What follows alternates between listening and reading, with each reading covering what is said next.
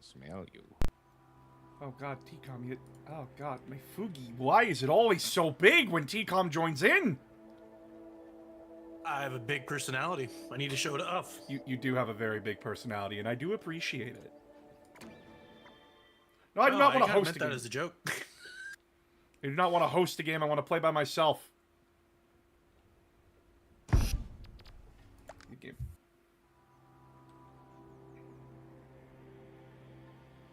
Play offline. Excellent.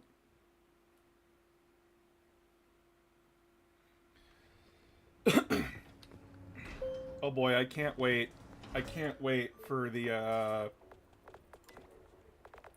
people that like to abuse copyright law. I can't wait for it. Come into my comments and start bitching at me. Have I missed something? Oh, so do you know of a group called Galactic Armory? The name sounds familiar. So, they make, cosplay content. Like, they make cosplay stuff. Ah, that's probably where I've heard them from. And they also sell bits. Like, bits that you can use for your models and such. They were caught red-handed. Basically just stealing from GW. Like, they were taking full GW kits, 3D printing those kits, and selling them off. Oh, no, you can't do that. You can't do that. And they also made like their own Space Marine helmet, right? God damn it. Yeah. So if it was just 3D printing shit that they didn't like, GW wasn't selling anymore, I'd be perfectly fine with it. Because, like, again, or throwing stuff onto existing models. Yeah, or throwing stuff on existing models, I don't give a shit. Like, yeah, it's not hurting anybody to do that. What I in GW, like, GW, of course, is taking issue with it.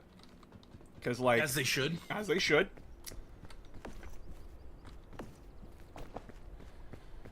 But, they are trying to frame it as, oh, GW is attacking us because they hate cosplayers. I was about to bring up that them doing this kind of puts all the other cosplay companies in a really awkward position. Yes. Because technically they are violating copyright. Technically, it's... And they only exist because those companies see value in what they do in free advertisement. Yep. It's an ugly sport. It's why copyright law is frustrating, and it sucks for everyone to deal with it. And I made, like, 3 shorts explaining, like, why GW is so aggressive with copyright and such like that. Do I agree with them being aggressive? It depends. It varies from situation to situation. Yeah. As I've said before, if you don't enforce it, you lose it. Yep. And, like, explaining why GW is so aggressive with it, because I cited that old case from 2010. Yeah.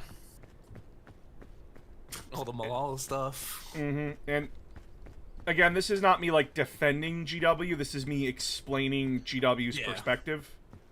And I make that, like, very clear. I'm not taking GW's side, but I'm not happy with Galactic Armory. Oh, yeah, no, like... there's a line. And they crossed it.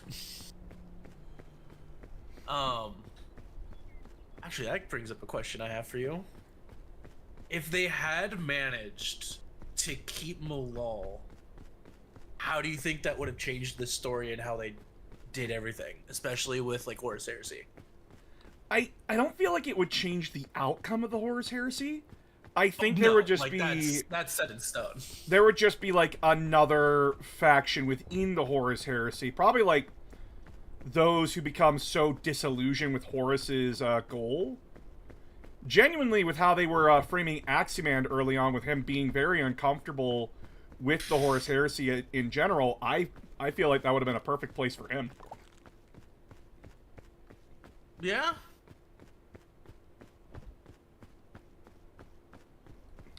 What's going on in this suitcase? Ooh, we will definitely need that rope launcher.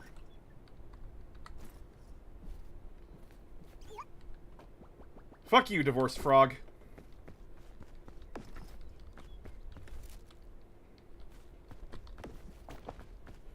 You know, What's up? I just thought of this, and it's so dumb. Hmm. If I was ever like a normal human having to face Aximand, you know what I'd do? What? Right before he kills me, because I'm not winning that fucking fight. No one is. Obviously not. It took If I was him, like, facing- being exhausted and, like, being completely rattled for Loken to beat him. Yeah, I look at him in the eyes or in the helmet, depends on if he has his helmet on or not, and I just go, "Little Horus," and then he killed me. Little bitch. Hey, Tunist. It's the perfect last words to him. It's great.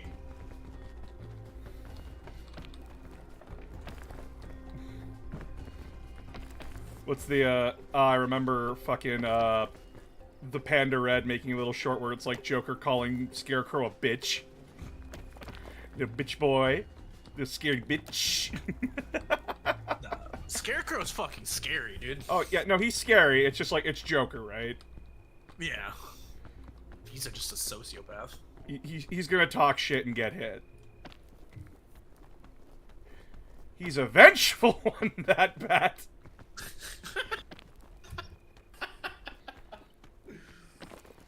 Oh god, that just reminds me of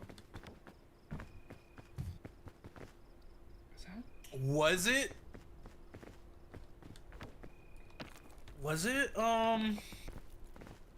we were just talking about the other day. Why can't I think of it? Name of the movie, and it was a famous comic. The Killing Joke?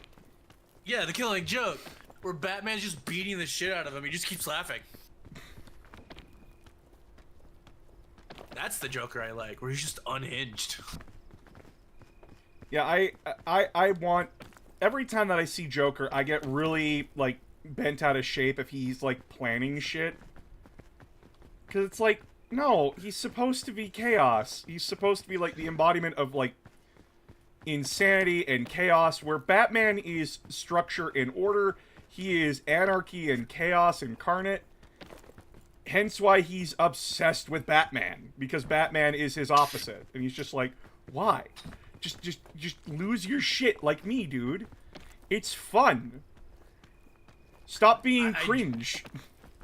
I do love the Harley Quinn bit when he when he takes over Gotham and Scarecrow unmasks him. And he's like, if I wanted to do that, I would have. I don't give a shit who he is. Yeah, now I know. Game for me. Yeah, now I know he's just some depressed billionaire. Who fucking cares? Yeah. Where's my goddamn me. electric car, Bruce? Bruce, I love that part. That line. That line is I took fucking. out my deposit. Where's my electric car, Bruce? I know it's not likely, but I hope they add Scarecrow to the DCU. He's one of my favorite villains when done right. Oh, they will. Oh, they most likely will. He's too fascinating of a character to not. Popular. Yeah. Though, what kind of, Now- like, design do you think they would go for him? I kind of want them to, like, lean into the Scarecrow kind of a thing. I want them to go with the Gotham series design, the games, Ooh, that's not a bad idea. because that design look was terrifying. I'm getting so far ahead in this game, holy shit. I know, like, that's terrible to say, chat. Like, I'm getting so far ahead because I'm not having to, like, work with, like, 4 people and make sure 4 people are making it. Or 9, for that matter. But, like, it's really easy at the beginning if you're by yourself. Especially since, like, I'm not having to worry about sharing resources. Well, that's how these group party games go. Mm-hmm. Do not get me wrong though. Last night was very fun. It's much less about you surviving and making sure that the dumbest common denominator survives. You know me. Now people don't have to worry about me, kind of a thing, right? I think it's they would drag you down to their level. Again, Killing the entire team. Chat, if you weren't there last night, I played with Mitsuki the Wizard, King Talamar, and Erebus. And we all played Peak together. And at one point, and Mitsuki clipped this, it's linked in my Discord, I fell, because I was trying to, like, unstick a rope that got stuck on the side of a cliff. And I fell, and as I was falling, apparently I made the Goofy scream.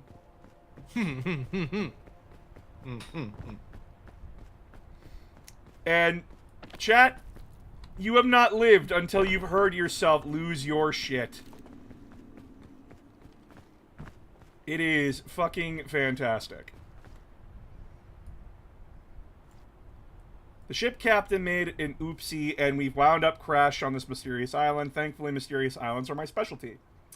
With our whole troop working together, we will reach the top of the peak and signal for help in no time. In the meantime, I'll take this opportunity to add some additional pages to my famous guidebook, Scoutmaster Myers. Fuck you.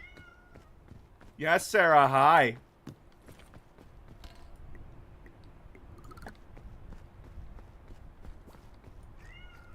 No, I want to light the campfire. 3 more weeks. 3 more weeks for what? 3 more weeks, boss. The Dawn of War. Yes. The remake. Yes. Dawn of We War. finally have a date for when it comes out. Yes! Finally! It's coming out a lot sooner than I expected it to come out. I'm getting ready for my first 2K point Warhammer event and things be looking good. That's good. That's great. Oh yeah, Kosek. Good luck. Yeah, good luck on that. Wishing you all the best here from Announcer of Games.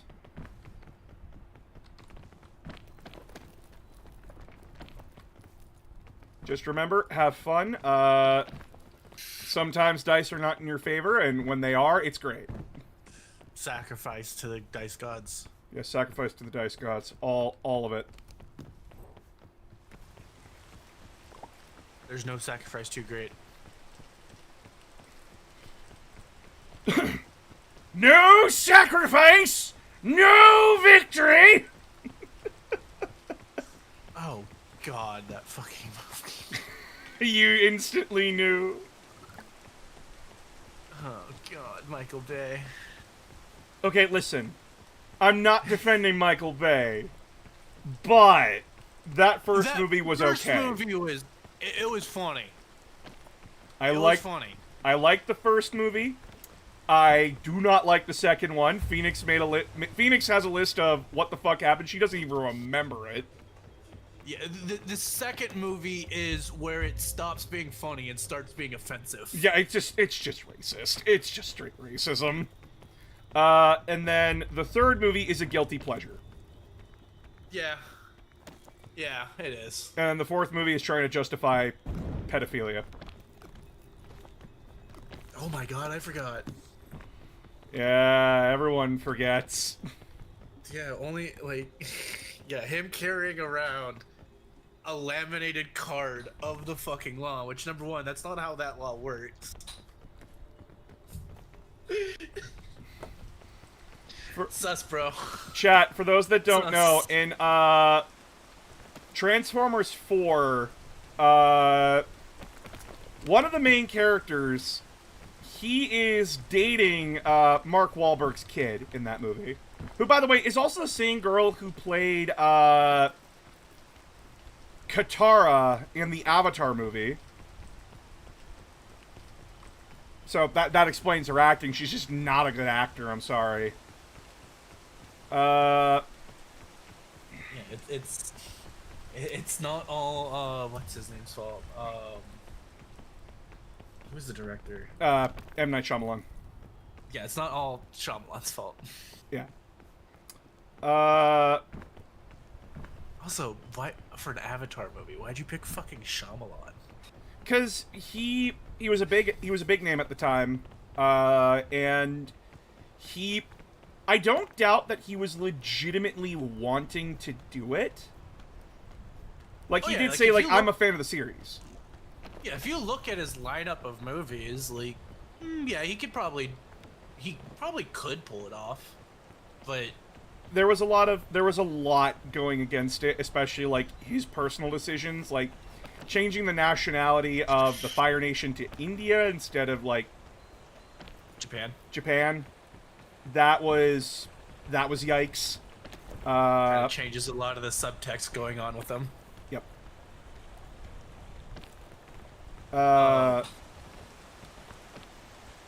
And then studio meddling, of course. Budget issues as well. They actually had a really small budget for a movie of that size. Yep.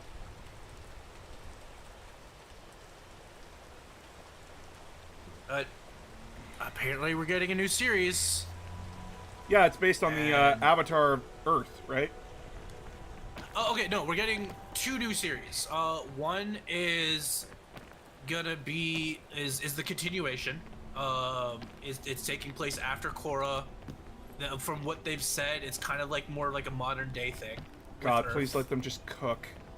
Just let them cook. Don't do what you did to Korra. God, please, just let them cook. Have an overarching villain. That was alright. No, I like Korra. I like Korra Season 1. I like Korra Season 3. And I like Korra Season 4. I do not like Season 2. Oh, with the Max dude. What's his name? Season 1 had, yeah, I'm forgetting his name. Shit. It's been a while. The guy who was doing the energy bending and taking away people's powers. Yeah, fuck, I forget his name. The Equalist Movement, I think they were called, or something? Yeah, they were called the Equalist Movement. Oh, shit, got away to the rain. I actually like all that Korra's villains represent the issue of various political ideologies. Yeah, like, I do not... Yeah. My problem with Season 2 is, Korra getting amnesia, and we're dicking around with her relationships way too much. Season 2 was just the worst of it, in my opinion. And I fucking hated it. Because I'm like, get to the fucking point! And her having amnesia did not serve the story at all. It really didn't. It just made everything awkward. And it put more importance on Mako when I'm just like, why the fuck do I care? And I don't. Mako's boring. Apparently Netflix is gonna be doing a live action series based off of the first. They already started their live action series. They did? Yeah, Avatar live action came out last year, I think. And it was... There were some good parts, there was a lot of bad. Okay, I'm just remembering the announcement. I don't remember actually watching it. Fuck, I don't need that. Because I'm not going to get poisoned a whole lot. I want... Come on, give me Season 2. Give me Season 2 of One Piece, please. Apparently people thought it was good. It's alright, like... It's clearly not the original. The original is... I like the fact that they've decided to do their own thing. Like, they're doing their own story. They don't try to hide that fact at all. Which I'm fine with because, like... Yeah. As declared by Orochi Oda, he signed off on it. He's cool with it, and you know what? Yeah. If the original creator's cool with it, I'm cool with it. But like as I've brought up before, it's staying faithful to the original material, even though it's doing its own story, and it's fine to be that way. But yeah, back to the Transformers 4 thing. For those that don't know, one of the major characters you're supposed to be rooting for.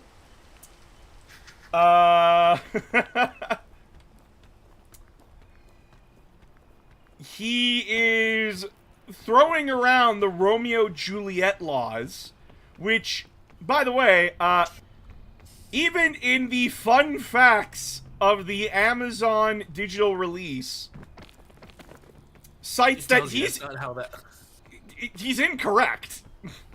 Yeah. Okay. So for those of you who wonder how Romeo and Juliet laws work, the only reason why I know this is because in high school I worked for a law firm doing paperwork and stuff, and they handled one of these types of cases.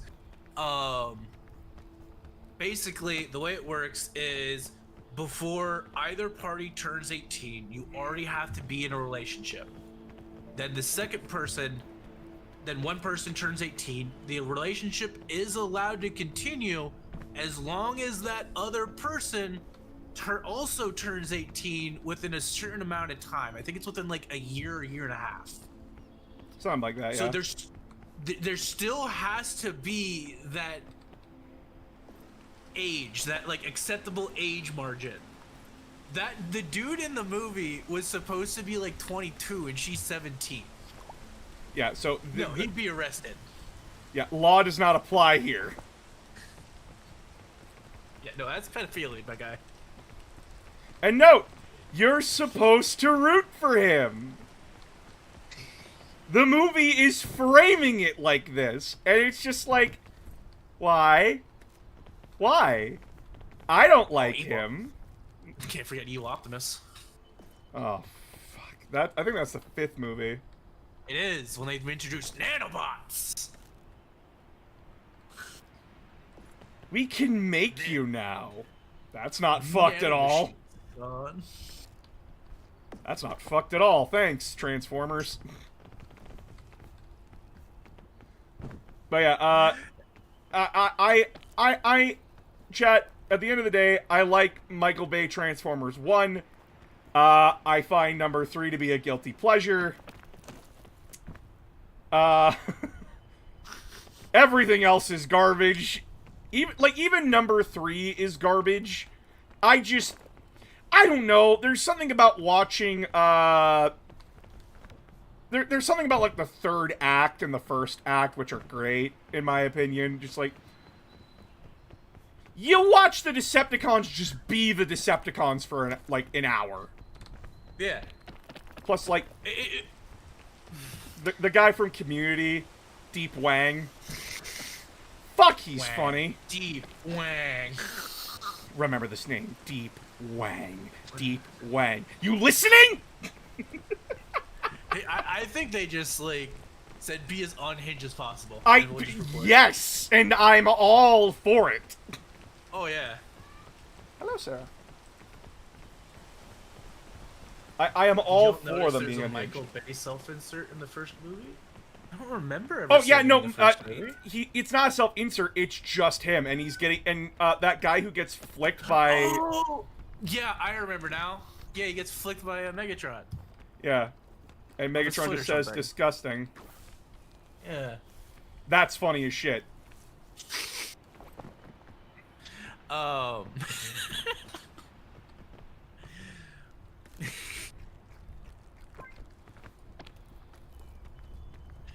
The plan from the 3rd movie really reminds me, like, a lot of, like, the OG plans from, like, the 80s and 90s and those...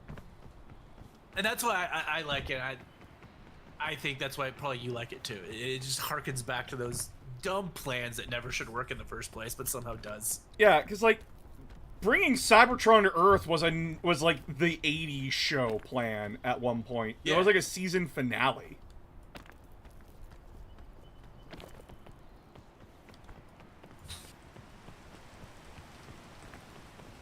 Yeah, and it turning out that the other primes are just dicks. Yeah. Just assholes. By the way, it's really only Optimus that's...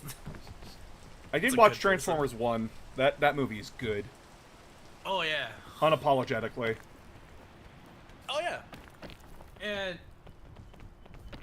You instantly understand where both sides are coming from. And... Oh, my God. It turns Megatron into more than just the, yes, I have a plan. to destroy. Yeah, it turns him from the Autobot. cartoonish villain from like season Yeah. like the first Transformer series. Because like in the first Transformer series, he wasn't even like a gladiator or an inspirational leader. He just brainwashed all the Decepticons into working for him. Because he's a dick. No, it turns him into like a legit villain. I like it. It's a legit villain that you understand. You don't side with him very clearly, but you do understand like why someone like him would be very angry. Oh yeah. Man, I made that up. You've been working towards this thing, praying for it every day of your fucking life, and it's your friend who doesn't give a shit about it that gets it. Oh, I'd be pissed. I'd be so pissed. It's not even just that. Like, I watched this with Phoenix, and Phoenix is like, "How would you react if you were in Megatron's shoes?" I'm like, "Oh, I'd be pissed. I'd be like wanting his fucking head on a pike." Yeah. I'm angry. I'd be angry too. But like, Optimus is correct about like you can't start a new world order with this. You can't start it with murder. Yeah. Because that's wrong. The time for fighting is over. Yeah. Like we already proved it. We already proved he's a piece of shit. He's done. He's beaten. He's done. He's beaten. We can move. We can get past this. But again, for someone like Megatron and a lot of people in Megatron's shoes who were fervent supporters of that regime, and they find out their regime is a lie, they're reasonably upset. And when you hear your best friend in the world say, like, you can't kill them after all the shit they put you through and murdering your friends and allies for years without you knowing it, he's... And oppressing them, too. And oppressing them. Megatron is within the right, well, D16, he is in the right to be mad.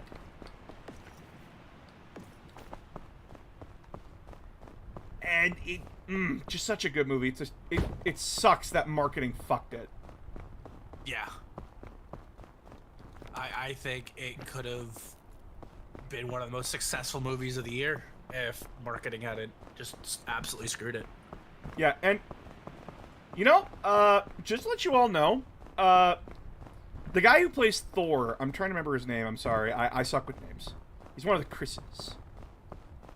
Hemsworth? Yeah, I think it's Chris Hemsworth. It is Chris Hemsworth. I believe him as a young Optimus.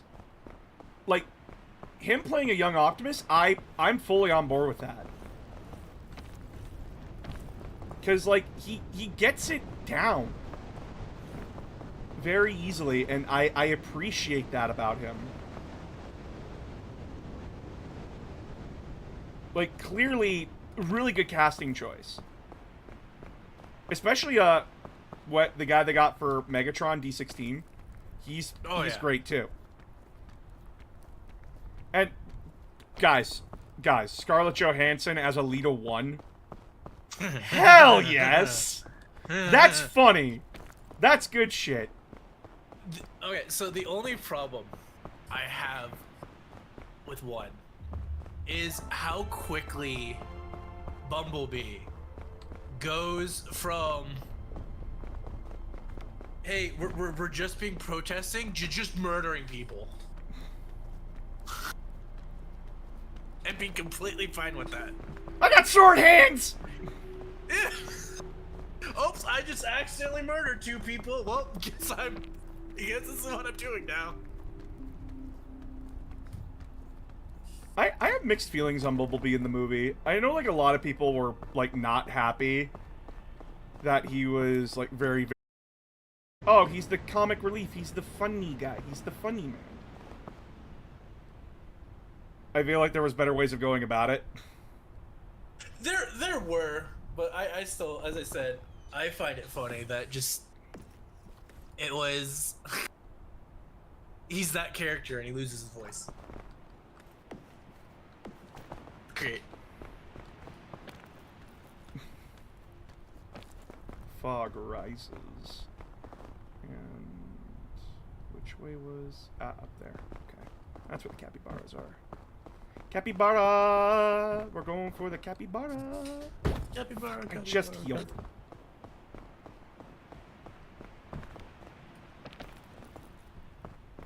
But, yeah.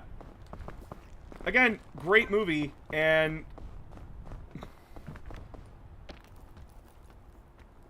Oh, just so good. This is a reminder that you can under-advertise as well as over-advertise. Granted, fuck Paramount right now, but...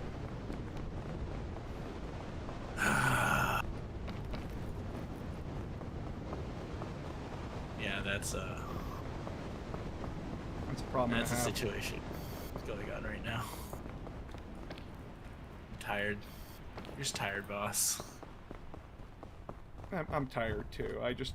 Every day I wake up, it's a new thing. Yeah, welcome to 2025. Will this distract from me being a pedophile, says the turnip in fucking power? Well, they sent Congress home, so yes. Oh shit, they actually did do that? Yep. Hmm. They ended the session 2 weeks early so that they wouldn't have to vote on it next Thursday. Motherfucker.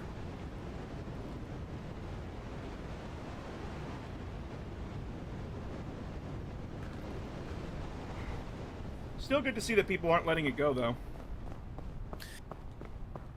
Yeah, but can they remember it for 3 more months? Is the thing. I think if it's brought up again, they will. The fucked up thing is that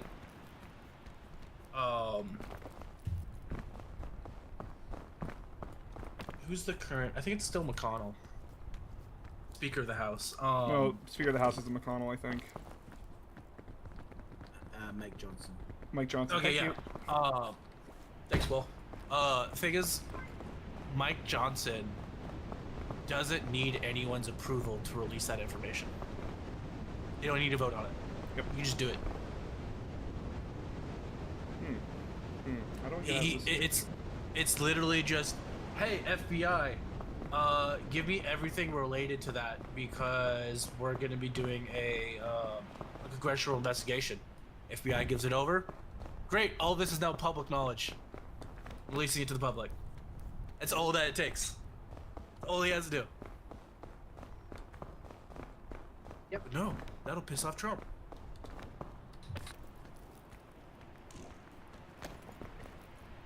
The calculus is going to be interesting as to whether pissing off Trump is worse than pissing off him over the base when it comes to re-election. That's the... I mean, even a lot of MAGA is like, hey, if you don't release this, we're not voting for you. Or just we're not voting, which is like the action, which is what the action for that is. Yeah, which honestly is just as bad to a politician. Mm. Because, like, then you don't actually need, like, a good, necessarily, you just need an opposition who is, like, able to get a voter base out. And it's way easier to make people opposed to something that is to make them in favor of it. Yeah.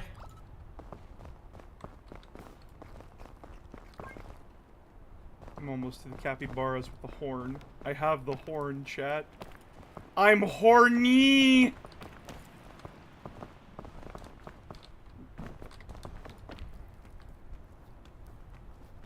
Don't take that out of context, chat. I will. I know you will.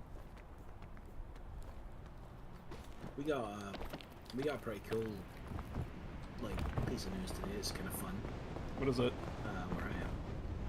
So, my city is hosting the next year's Commonwealth Games. Yeah. Oh. So they announced today the mascot for the 2026 Glasgow Commonwealth Games. Nice. find a photo, and you can see it. So it is cool. I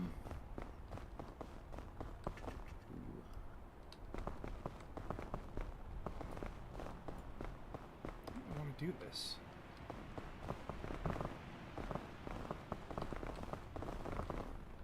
Mahogany masochist. Okay, that's funny.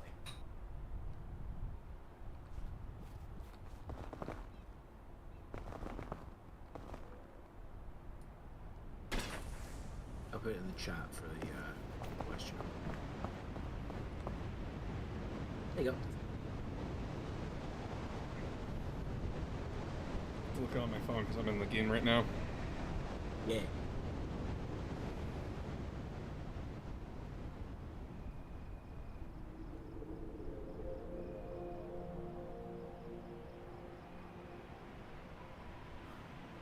Well, that looks That's why cute. you have multiple. That's why you have multiple monitors. Well, yeah, I have my stream up on one monitor and then. So yeah, she's a unicorn. She's called Finny, which is named after the Finnieston Crane, which is a landmark in Glasgow. Aw. As far as I believe, and this is not, I believe she was designed by an LGBTQ plus designer, who absolutely knew what they were fucking doing. In that her outfit is basically trans colors, and her hair is bisexual. Nice. Also, her horn is white and orange because it's supposedly the traffic cone on top of the statue outside of the Glasgow Gallery of Modern Art. Oh shit! I fucked myself. Oh, I forgot how loud this game was. Those headphones. I just blew out my eardrums.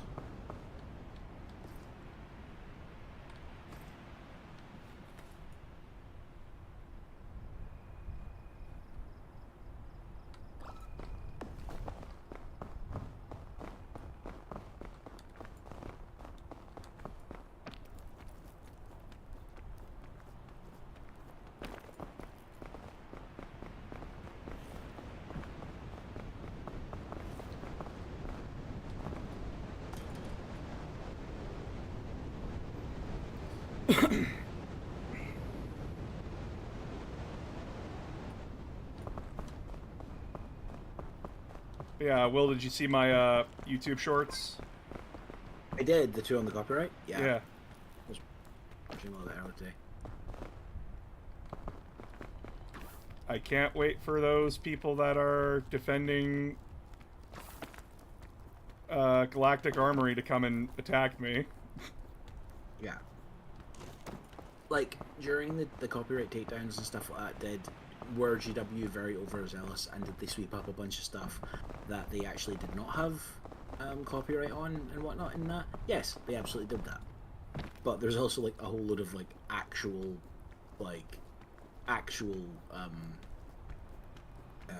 Thievery. copyright infringement and, like, actual, like, just, I don't know if forgery is the right word, but you know what I mean. Yeah. Like,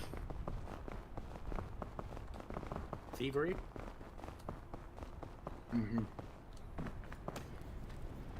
And I'm not, like, trying to defend GW, because, like, I'm like, that's a fool's errand. I'm just like, I would like both sides to be honest. And I know I'm never gonna get that.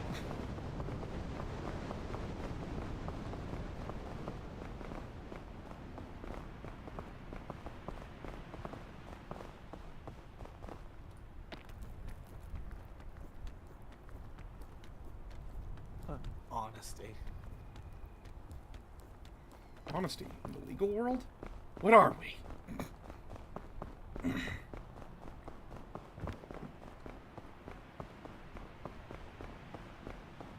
Jesus, where am I going? I'm just trying to get to the capybaras! Yeah, like, there's a difference between, like, them getting, like, overzealous and, like, I'm gonna say AI scraping the internet to find, like, copyright violations and whatnot, which is what they apparently did in the most recent one, which is kind of a shitty practice. That is Which led very to shitty. things like, which led to them, like, sending cease and desist letters to someone like selling BattleTech pins because it was listed as Warhammer pin. Well, okay. And it's like, So- okay, you don't own the word Warhammer. They sent a cease and desist to a guy's blacksmithing business Yeah. So, at one point. do I understand the temptation for them to want to use AI? Yes, because the internet is a very, very big place. And it's going to be almost impossible for a single person, much less a team of people, to catch everything. So, And it's much cheaper. And it's much cheaper to file one massive copyright enforcement order than loads and loads of different ones over a period of time. yeah. So, am I saying it's right? No, but I understand the temptation. I don't have an issue with them enforcing their copyright. I think if they are enforcing their copyright, they need to be doubly sure that they actually have the copyright to it. Yeah. More than likely, Like, what I would- happened is they trusted the AI a little bit too much, Mhm. and just sent everything out instead of having like, okay, hey, here's what the AI came up with. No Have a checking. lawyer. Yeah, have a lawyer go over it. Yeah, no, they didn't do that. No. Oh, They're this had probably the going word- to do that after this backlash. They're probably going to start This doing had stuff like that. this had the word like they sent one to a fucking to like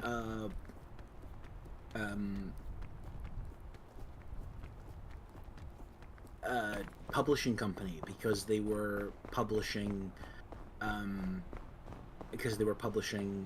Captain was it Captain Smith in the Space Marines, which is the story that the term Space Marine comes from. Like,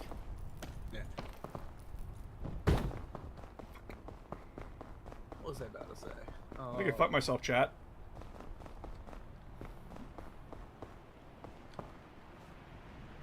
Yeah. Yeah, you have. like Oh, Tunis wants to hear about the Dies Irae and its destruction. I don't think it was Dies destroyed. Irae It's is still not. alive. Yeah. Dies Irae is no. Dies Irae did blow up. It did die. Did not die during the Battle of Terra. Okay. It was confirmed destroyed during a different event. Yeah, the Mechanicus had a hard on for destroying that thing. An abomination. If you want to see a really cool video about painting, essentially a version of it, Midwinter Minis just put that out, where he uses basically decoupage transfers to transfer like Warhammer, like John Blanche artwork like onto its hull. Ooh. So, tell me a story about So Dies as- Irae, boss. Tell you a story about the Dies Irae. Yes. It makes me sad. It makes me sad. In the when They the first redeemed the time- points for it, so. Dies Irae was the Imperator class. Yeah, I was in Marauder. It was the Imperator class Titan assigned to the Sons of Horus Legion. So when you were a part of what the fuck? Wait. You go up? Wait a second. Wait a second. Hold on. Brain is braining. Brain is big brain play. Holy shit. If I just paid attention and looked through my inventory, I would be smarter. Oh my god. Chat, hence why don't always just believe what I say. Please go research things for yourself. I'm not always correct. So, the Dies Irae was assigned to the Sons of Horus Legion. Their whole shtick, like their whole gimmick, was that they were the guys... They were the supporting Titan Legion to the 16th.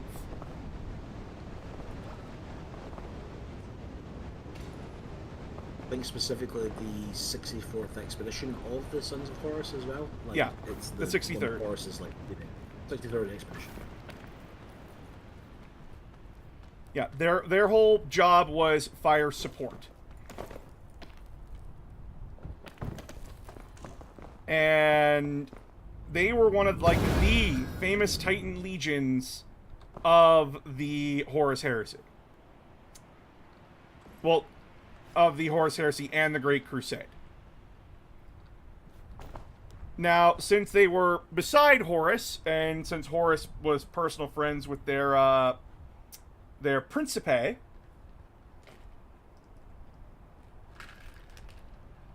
they, of course, sided with Horus in his rebellion.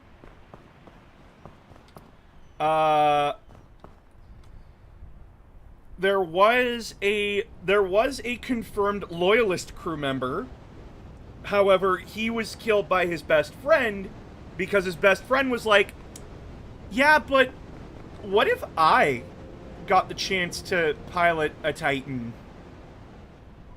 What if I got that chance?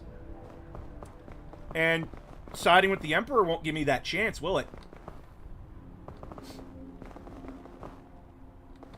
So he killed his best friend, and the Dies Irae would go on to serve during the battles of the Istvan Atrocity, the Battle of Istvan V, the Drop Site Massacre, and basically anywhere the Sons of Horus were, the Dies Irae was not far behind. Also, it survives a virus bombing, like, to the face. Oh yeah. Oh yeah. Like, it doesn't do well. It has to, like, fully shut down. But it takes it like a beast. It is very much like shut down, power everything down, close all the hatches and bolt them level of, like... Now, what did end up happening to the Dies Irae? During the Horus Heresy, it was seen during the Battle of Beta Garmin. Heavily mutated. Like, very clear chaos affliction. And then, during the Battle of Terra itself, it was seen on the front line. Though it was never confirmed to be destroyed during the Battle of Terra. It would then show up during a different battle where the Mechanicus saw it and went, no, bitch, you're not getting away again. You need to die. And the Dies Irae would be destroyed by the Mechanicus, though at the heavy cost of several Imperator Titans trying to take it out. Yeah, the Mechanicus has a their own book of grudges when it comes to the Traitor Titans.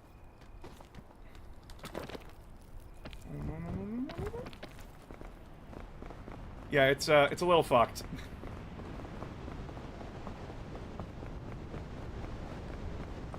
But yeah, the Dies Irae is destroyed. It is gone. Do we know if it was that guy's best friend piloting it, or if it was the Principe piloting it at that time? We don't know. I don't think we're ever going to know. Probably not. Probably not him, but...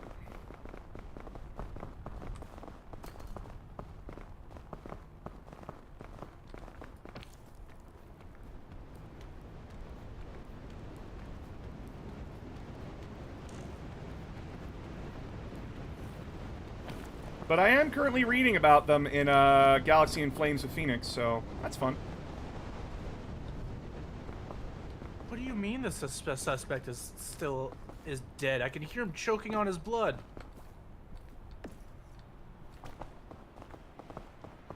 Suspect dead? I'm playing Ready or Not. It's... Oh yeah, that game you bought me. I didn't buy it for you. I don't think I did. Someone bought it for me. You're basically a SWAT officer, and the game tells you it's a tactical shooter. It's not. It's a horror game. Did I pass It is a tactical shooter, but it does not pull its punches. Like you are doing like active shooter responses and rating CP dens. Oh. Yeah, it tells you, hey, this is the reality of being a SWAT officer. It sucks.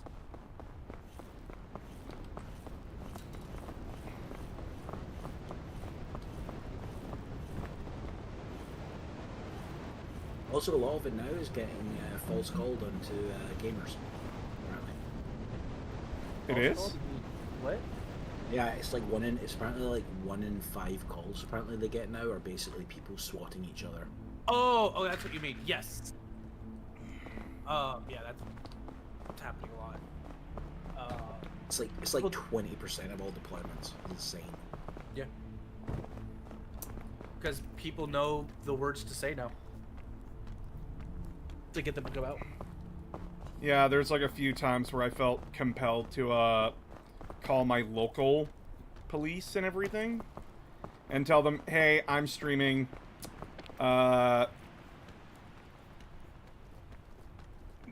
If you get a phone call saying like I'm an active shooter or something, just please fucking ignore it. Or like if you do have to respond, just knock. I will come to the fucking door.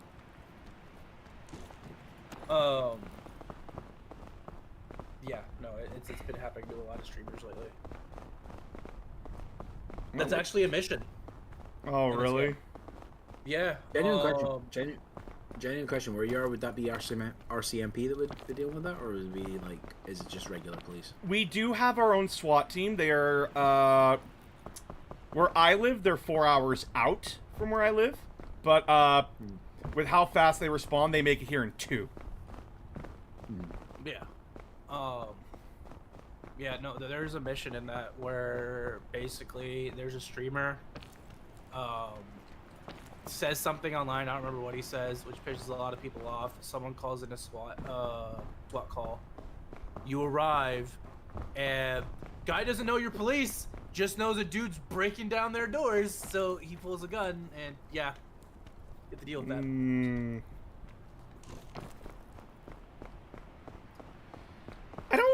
I don't know how I feel about those kinds of games.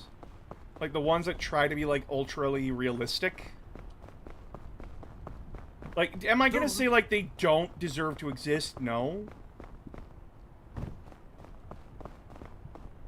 The reason why I think this gets away with the gamification of such serious topics is because it is handling such topics with the respect it deserves.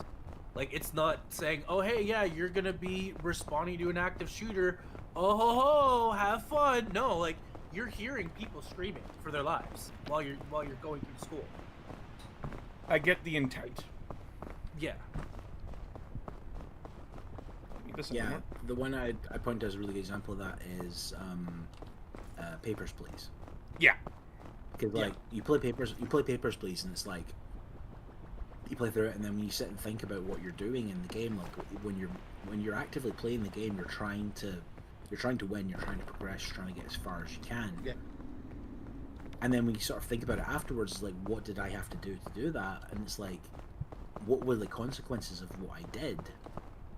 Yeah. Like in the fictional world, and it's like, oh, so this is like, when people say like, oh my god, how did people just turn like a terrible things into just bureaucracy? It's like, this is how. It's like, because the person filing that order has 50 other orders coming across his desk that day, needs to hit a quota before he'll make it, or otherwise his pay will be docked. And he's got three kids at home, 2 of which need medicine. Also, like, that's how terrible. That is like the banality of evil in that moment. Yeah.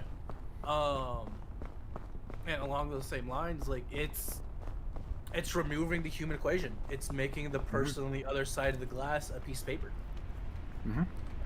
I actually do like that in recent Star Wars, they actually do go into that topic where it's in Alphabet Squadron specifically, a book series that people were like, oh, you have like different ships in like different formations in a squad. No, the actual purpose of the book is like, hey, what do we do with all of these Imperials that like They did turn against the Empire, but they turned like really, really late, like only after the Empire lost. Yeah. What do you do about them? Which is a direct comparison to something that actually happened in history. Oh yeah, and the books actually go into you know, like all those office workers and everything for the Empire. Yeah, like the people just pushing papers. Yeah, they were signing on war crimes. What? Yeah. Yeah, like slavery and shit. Did they know? Hard to tell. Hard to tell if they knew or not. Yeah. Well, we can't just, like, arrest all of them based on that. Yeah, And they're the only people right now that actually know how to run a government, because we've been a rebellion for the past 20 years. We don't know how to run a functioning government. We need them. they don't go into, like, we need them, but, like... No, that argument comes from season 3 of The Mandalorian. Yeah, that's, It is not a nice conversation to have, as many a rebel had found out. Because as many of these Imperials were talking about, and, like, they were put into, like, shanty towns, basically, on, like, this one planet. If you want to argue about the humanity of that, they do go into it. They're just like, we didn't know where to put you guys, and this was the best place to put you. Trust me, we're uncomfortable with it, too. Because this is kind of the thing we were fighting against, and now Yeah. we're being forced to do it. Yeah, they do get it figured out eventually, but it's designed to make you uncomfortable. Yeah. But essentially, all of these office workers were basically just told, like, yeah, no, I need this paperwork done, or else. And these people had to comply, or else you were a rebel sympathizer, or you aren't loyal to the regime, or man, you're slacking on your quotas. Be a shame if you got fired. Or like, as what eventually happens in real life with secret police, it eventually becomes, well, you weren't loyal enough. Yep. It was a very... Those kinds of questions and everything, they are not kind. They are not... they're very brutal, but that is the reality of those kinds of that reality. Yeah. And it's actually one of the problems Afghanistan is having right now. They are fighting. Kabul is actually on the direction to become the first city in the world to run out of water. Ooh, shit. Because everyone that knew how to do all of those systems and like who to talk to, where to buy it from, all that stuff, the Taliban either killed for being sympathizers for America, or they left when we left. So no one really knows how to work those systems anymore, and they're kind of fucked.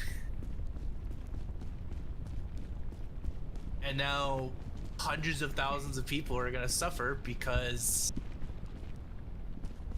no one can get along. But yeah, like, when it comes to, like, art like that, when it comes to, like, the brutal realism, I'm of a mixed opinion about it, because, like, on one hand, I get what you're trying to do. It has its place. It has its place. I understand it. I'm not going to say it shouldn't exist, but I'm not going to engage with it. I will engage with something like Papers, Please, because, like, that's more banal. And, like, that's the point. But, it's more upfront with it wants you to think about that. Yeah, and then there's the other side of, this is what SWAT deal with. And I'm just like,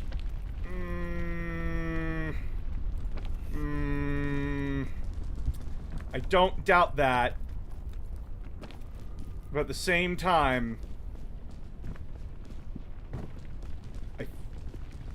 Like I'd these rather are. not. I'd rather not.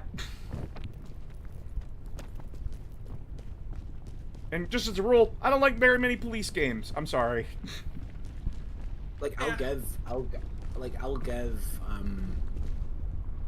give Call of Duty fucking credit for in Modern Warfare 2 I know you're with this. the level in the No Russian. the airport. I know. I know Yeah, exactly. no what you're Russian talking in the airport. You don't have to Oh. pull the trigger. I thought you were gonna You don't- bring up the remake. No. The original. No. In No Russian, you don't have to pull the trigger. You can choose to engage with that in the knowledge that you're meant to be this like CIA operative who's undercover as like a Russian terrorist, and would that be what you do to like keep your cover? Or you can choose to not do that. And then I liked in oh god, what was the game called? It's the one that's like a response to Call of Duty. Oh god, Medal of what's Honor? that game called? No, it's like it's like a it's a video game critique of essentially 20th century war shooters. Fuck, cannot remember what that game is called. But basically, there's like the game. You play through the game, and if you play through the game, basically like playing any other war shooter, you start to get to the end of it, and it I starts know to which game you're give talking you about. I give know you shit. Yeah. I know which game. I know which game he's talking about too. I just can't remember the name. I'm pulling it up. It's in my library. I love this. I love that game because of that fact. It's yeah. Like where it is starts it? to give you shit for the things that you did, and it's like, why did you do it this? Why did you do this? Why did you do Yeah, that? you start having PTSD hallucinations and shit in the middle Yeah. of the Why'd game. you light phosphorus What? a bunch of civilians? You sick fuck. Because I could've thought they fired were your gun. enemies. You could have fired your gun into the air and dispersed them. I thought they were enemies. I thought they were armed. You didn't have to, and like the game's amazing because like the entire game is you descending. It's almost all you descending down like through the environment, like constantly. You're sending it to madness. Yeah, it's great. It's like 'Cause what the fuck is that game? I'm scrolling through like my million games trying to find it right now. I actually did play the Modern Warfare 1 remake recently. I was finally able to play it. And I am actually stunned at the balls that the team had when making that game, because they went into the darkest of places. There's one mission where you're in the UK, you're playing as the SAS, and it's the one where you're going from room to room in a house, clearing it out. People in the UK were super uncomfortable with that. Oh, it's like you're meant to be, and like even the SA, like even the guys in the squad are like, this shit sucks. This shit sucks. I don't like doing this. Or, yeah, like when you finally meet up with Price, he's like, "Hey, gotta keep moving. Yep, gotta keep There's more moving. people out there. We gotta finish this." Yep, he very much is like, listen, you signed on for this. I'm sorry, you knew what was happening, and it does not pull its punches. It straight up tells you to your face, this is going to suck ass. Prepare yourself. And Repo, RimWorld, production Ooh. line. But then the second one was you're playing as Alex. She's like A Syrian freedom fighter. Yeah, she's a Syrian freedom fighter, and she's 6 fucking years old during this. And she wakes up underneath a building staring at her dead mother during this sequence, and I'm like, so we're just ripping that band-aid off. We're just doing it. Holy fuck. So, the one issue I have with that mission, when you're playing her as her, or like trying to make your way through the village, is in northern Syria were the Russians that brutal with the occupation? Yes. Did they ever use gas? No. That would have been on the front page news everywhere. No, the gas was a part of the plot of the game. Yeah, I know, but like I want to make that distinction. Like, Oh yeah, no, that's a very clear. it didn't really happen in real life. But Also, they Call of Duty were games- that they. But the Call of Duty games absolutely do not take place in the real world, because in the Call of Duty games, Russia has invaded the US within the 20th century. And not even people counting the kind of forget. logistical nightmare that is, by the way. Oh yeah. Which people just forget, by the way.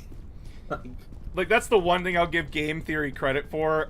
When they talked about that, they actually said the Russians are fucking stupid for invading America in the first place in that game. The second stupid thing is they're invading from the wrong side.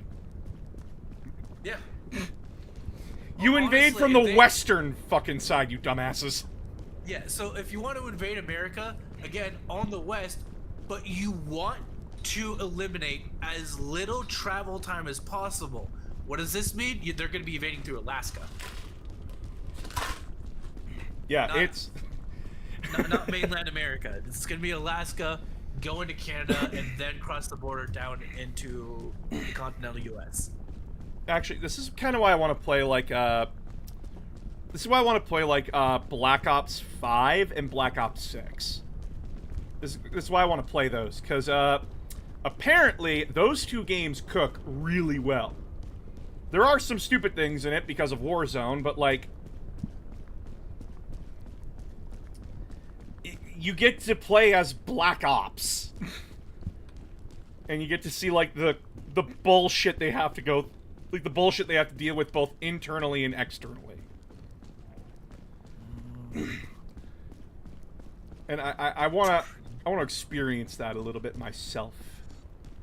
Alright, chat, we made it to the volcano all by ourselves. And only over an hour. Holy shit. Oh, I'm going to start downloading that. I haven't played that game in forever. All right, Supreme I don't wanna do Commander. this. I forgot it was in my library. I don't want to do this.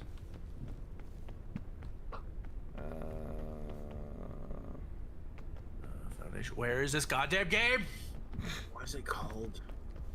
It's bothering me now. Spec Ops: The 'Cause I Line? guess- Is that what you're talking That's about? it. Spec Ops The Line. That's it. Yeah. Ow! Ow! Ow! Holy shit! Such Yes, a that's it. What the fuck was that? Like, you got excited and then your mic started freaking out. me? Yeah, you. Oh, Yeah. I don't know. I was saying it's such a generic name for such a Well, that's story-driven the- game. That's the theory about it, is that like the studio base, because it was THQ, I think. Yeah. Before they went But they bankrupt. basically, yeah, they basically just wanted, like, they were like, just give us a COD, just give us a COD with, like, you know, and we need a vehicle for a multiplayer and a season pass, basically. Here's was $10 million. the- Go do it. Like, yeah, go do it. And basically they ran out of money, and or the developers were like, we're not going to be able to deliver this for this amount of money. Let's play, so like a bunch of the game is going to feel weird and oddly unpolished. Let's lean into that and say that the person is going insane. And it works. They pulled it off. Take Yeah, it's the a design problem of your game and make it a feature. Yeah. it's like the sanity dropping in Eternal Darkness. Yeah. Yeah. How come do I remember all these fucking old ass games? Jesus Christ. Because you were growing up and they imprinted on your psyche. I was in high school when Eternal Darkness came out. I was but a young child. I actually when did Eternal Darkness come out? When did it? Because I had it for my GameCube. It was one of my favorite games. It's generally one of my favorite games. And then Because Silicon yeah, Knights okay. had to be a piece of shit. Yeah, 2002. Like, so I was in. What happened to Silicon Knights? They went out of I business. was- They went bankrupt, and it's entirely their own fault. Well, it's entirely their yeah. founder's own fault. Yeah, I'm looking at their lineup of less well-known games, and I'm understanding why they went bankrupt. Oh, it's because of Too Human, actually. So, funny story about that. They tried to use the Unreal Engine when they didn't have permission to. Oh no! Yeah, that's a huge no-no, by the way, chat. And then they tried to sue over it, and as you know, no one's having that shit. And Oh, it's a mess. It's just a fucking mess. But basically, Oh, Silicon... Yeah, go ahead. what? Oh, okay. Apparently they were working on a Silent Hill game before they went bankrupt. Yep. That's disappointing. Because Konami saw what they were doing with, like, the insanity effects of Internal Darkness, and were like, we'd like you to, we want that. We want to do that. Yeah, and that system would have worked really well for Silent Hill. Oh, yeah. Oh no, people would have such a fucking freak out nowadays if a pop-up came up on the screen and told them their save data had been corrupted. Oh, God, no. God knowing I would have a fucking shit fit if that happened. Considering that did happen to me. Thanks, Pokemon. How long did it take you to figure out Psycho Mantis's bullshit? I've actually never played the original Metal Gear Solid. Oh. Don't play the original. Play the one that was Remake. initially made as a GameCube remake and then was released on PlayStation later. It's better. Yes. The Twin Snakes? Yeah, Twin Snakes is just better. Yeah. It is just the superior version of those games. I will fight people on this. You'll fight people. Oh, no. Mm-hmm. I don't care that the fucking cutscenes turn it into like a John Woo like anime bullshit. It's fucking Metal Gear Solid. That's what Kojima wants that series to be. It's like full on like. If it's more Stupid accurate to over his the top. vision, I'm going to play the one that's more accurate to his vision. Cheshire, we're just kind of talking about random things at this point. Yeah, we're just shooting the shit. It's not just about FPS games, it's just whatever. And Cheshire, as someone who does play Escape from Tarkov, it's like turning, having someone smashing your dick with a crowbar, turning that into Stockholm Syndrome.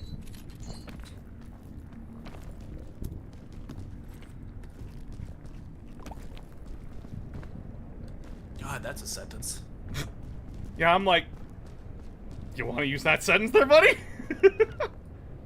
No, it's accurate. It's accurate to the Tarkov experience. I was gonna say I've never managed to get into Tarkov, and I'm now less inclined. It's one of those like super hard survival shooters. Yeah, It's I that's a genre I just don't jive with. I'm sorry. I get that people fucking love them, but I'm just like I struggle enough in my daily life. I don't need it in my gaming.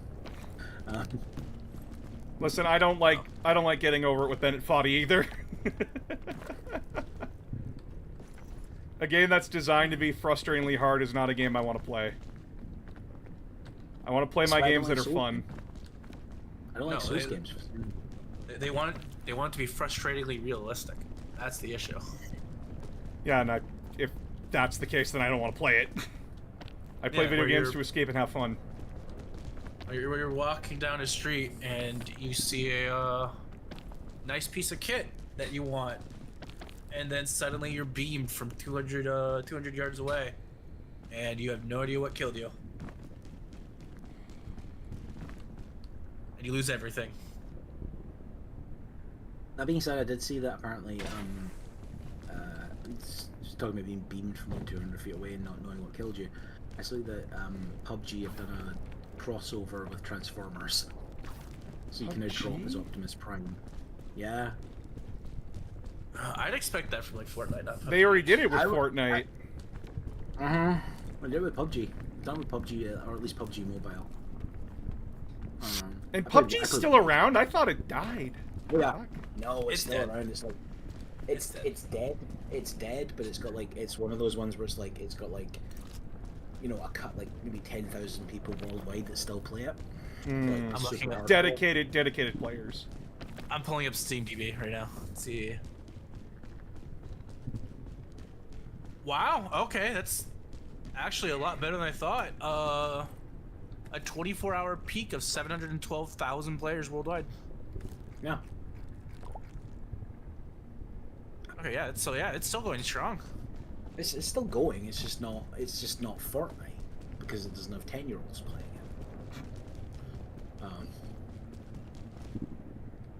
No, I want to do this. But I played way too much of it. Like when it first launched, Oh, so did I. I played way too. Yeah. Me and my friend actually turned it into a drinking game.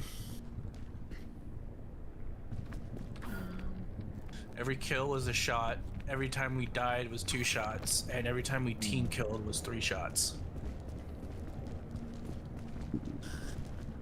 It was an eventful night. There are people on another Discord that I'm on that if I was to get in voice chat with them, I would only recognize them now from them saying, "So where are we dropping?" Oh God.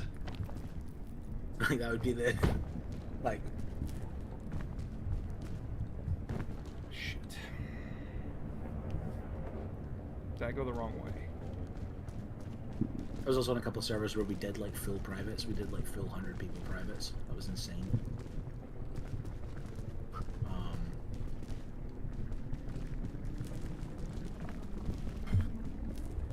That's another game I never understood is Warframe. I know there's a few people in the server that like keep trying to convince me to play Warframe, and I'm like, I'm not doing it. I'm sorry, I can't. I just don't find it interesting. Not saying it's bad. Yeah. Just not for me. Just not for my dumbass. I tried it. I tried it like years ago, and it just wasn't for me.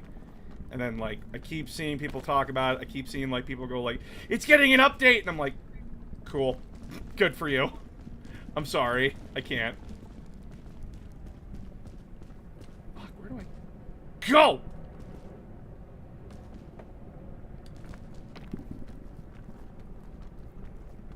See the platform which cannot be seen.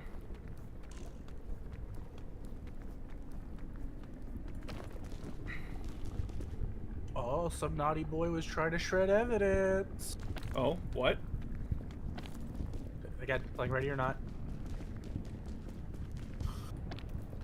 See, No, I just you could logged- be playing Ready or Not there, or you could have been actually talking about the news. Something that just came out on the news, yeah. Like, Thanks!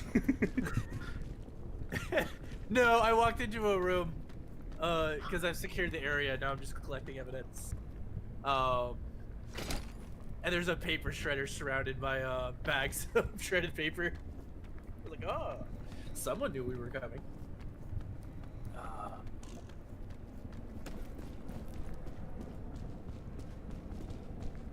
I'm currently avoiding Grey Knights fans online. Oh, why are they losing their... Right, yeah, because fucking Drago and Stern got moved into Legends. Oh, boo the fuck Yeah. who. Good. Good. They also didn't like give them free Thunderhammers again, like they thought they should get. And I'm like, you're not gonna get free Thunderhammers. You have Nemesis Force weapons. Deal with it. Yeah. I think they should have like diversified the weapons. I Like- agree, but they didn't. Twin, That's the- twin, regular and great. I think would have been good.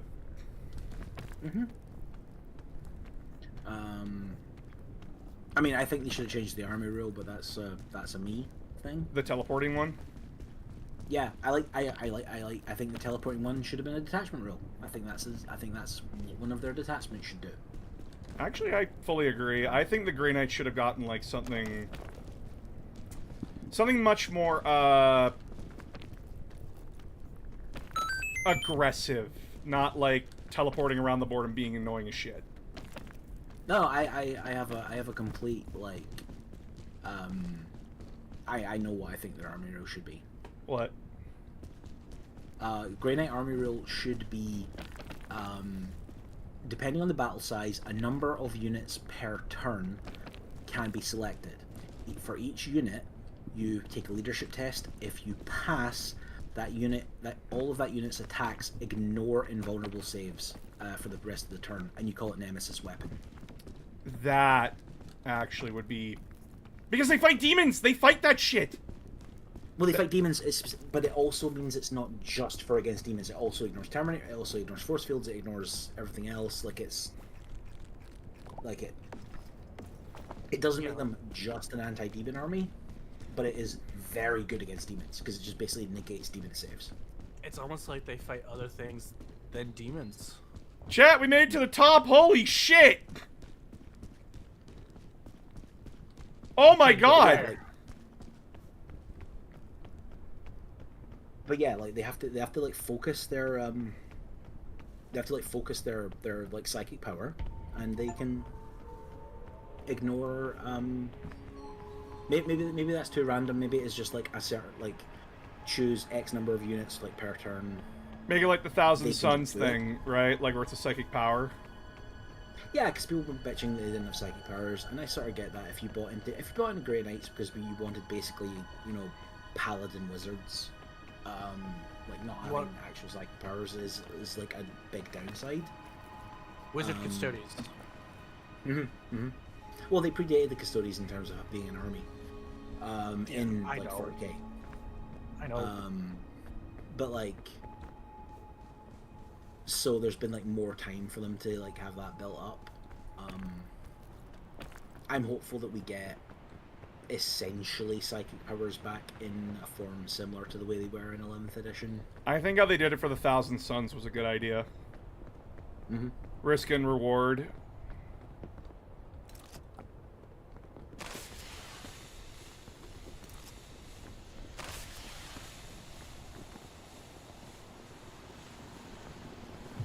Hey, helicopter! I made it to the top! Look behind the end.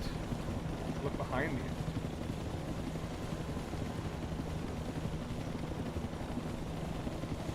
Oh shit, I gotta get on the rope. I can't, Yay!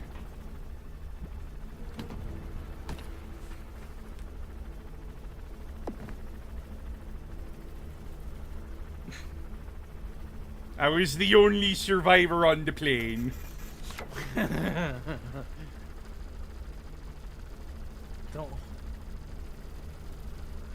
Don't worry. Don't worry about the teeth mark on those bones.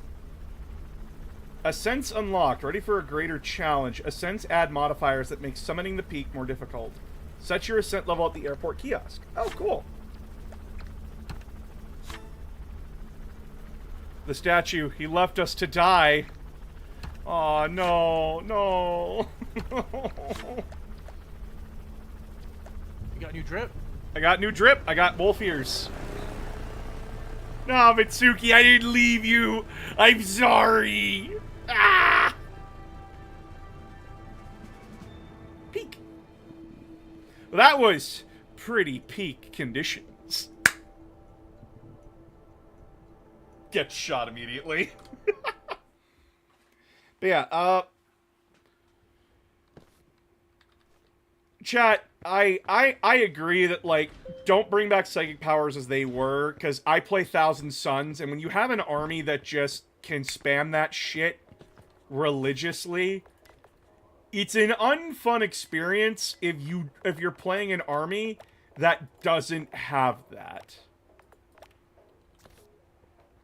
And between you and me, I do not think anyone wants to be on the receiving end of 50 psychic powers before a shooting phase. I don't.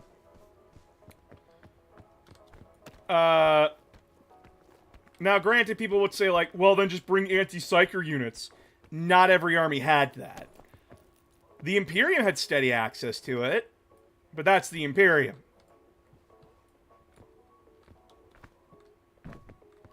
How do I get this rope undone?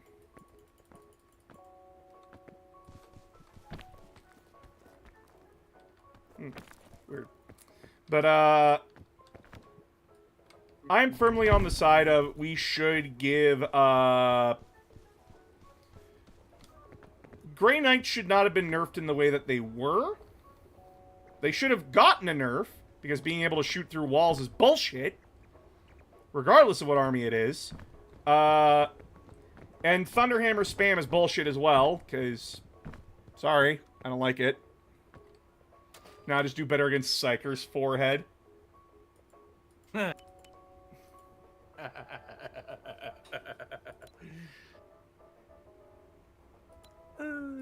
Ow.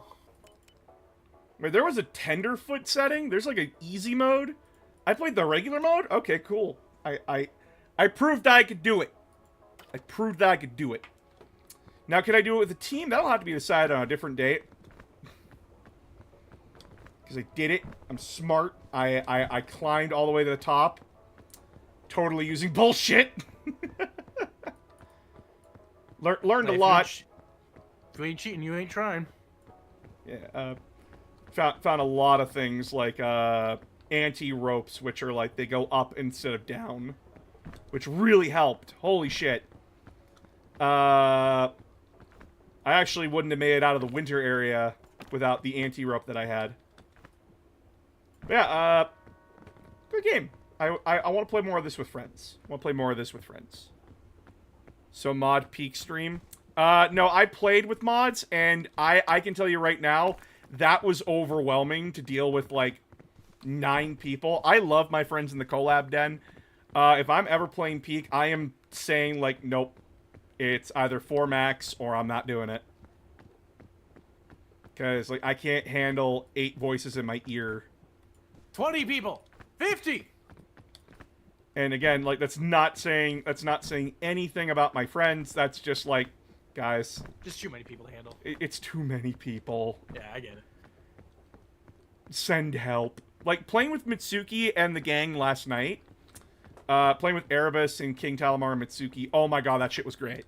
That was fun. We roasted the shit out of each other. Well, mostly it was me getting roasted because I fucking deserved it.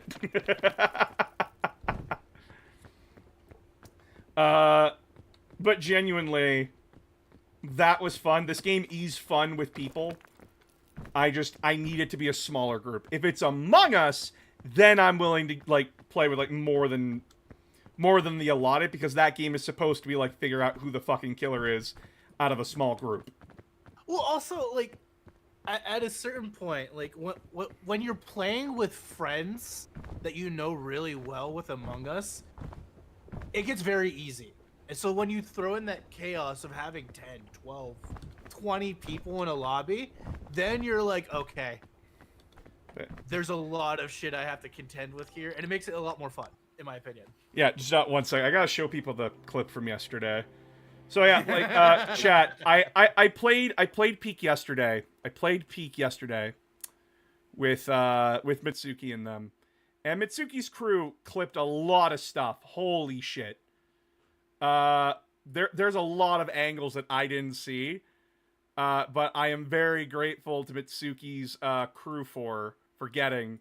This is one of those moments. This is my favorite moment of the entire night. And this is like the first time we made it to the volcano. There's me. As you can see, there's a rope that we used. We used a grapple launcher. Like a rope launcher. And the rope got stuck. So, in my infinite wisdom, I thought this game had good physics. And that I could grab the rope and slide down and get the rope to follow me. Allow me to demonstrate the error of my logic.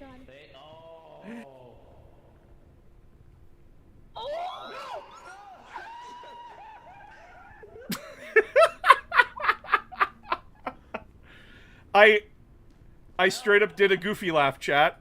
I straight up did a goofy laugh. I'm never living that moment down. I'm never living it down. And I don't want to, because that shit's funny. I do want to play with Mitsuki and her friends more. They are genuinely hilarious. They are genuinely great to play with. Will roast the fuck out of you. Genuinely. But it's a good roasting. What are you talking about? It was perfect physics. Yeah, nothing So wrong. when are we playing? So when are we doing Among Us? Like, I mean, just when are we doing? Like, Yeah. If I can get my mods together to play Among Us, I will. I just need to set up a date and time, and we can all do it. hell yeah. Because like I do have it installed. It takes nothing to install Among Us. Oh, It takes yeah. nothing. Oh no, It's like what? Have a you- gig, maybe 2? have you got the integrated voice chat thing that you can get Ooh. for it? I have not. So if you can get everyone using that, it's so much better because it's proximity voice chat. How do you do that? Ooh. There's guides. We can talk about it off stream. Oh, sick. Nice. Awesome. Yeah, it's proximity voice chat, and then when you're dead, you can still talk to the killer, but you have like a voice filter over you, so you sound like a ghost. So you can That's haunt right. the killer. That's great. I'm down with that.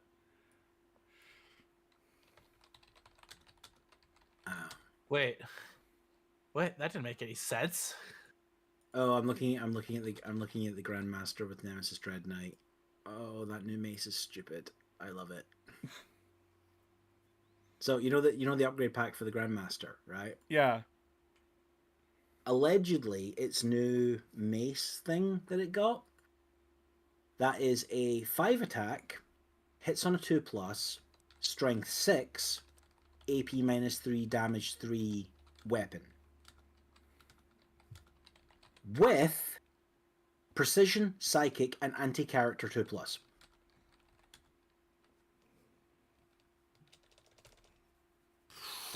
So it's wounding greater demons on a 2+. -3 to their armor. And he has an ability called Surge of Wrath, which is every time they make a melee attack that targets a monster or a vehicle, you can reroll to hit and reroll to wound. And you can reroll damage if it's variable. Murder? You can see them going, buy this model, please. Also, it still has the Great Hammer, which is still strength 14, d6 plus 1 damage. And the Great Sword, which is the two profiles.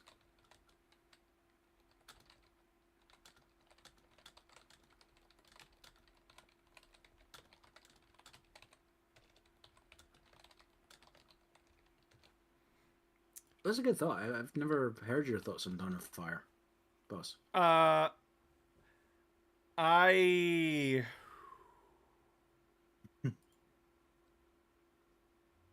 was reading the first one, but then I got really busy and I had to put it down. And I have not touched it. Fuck. I have the first I think I've read book. the first.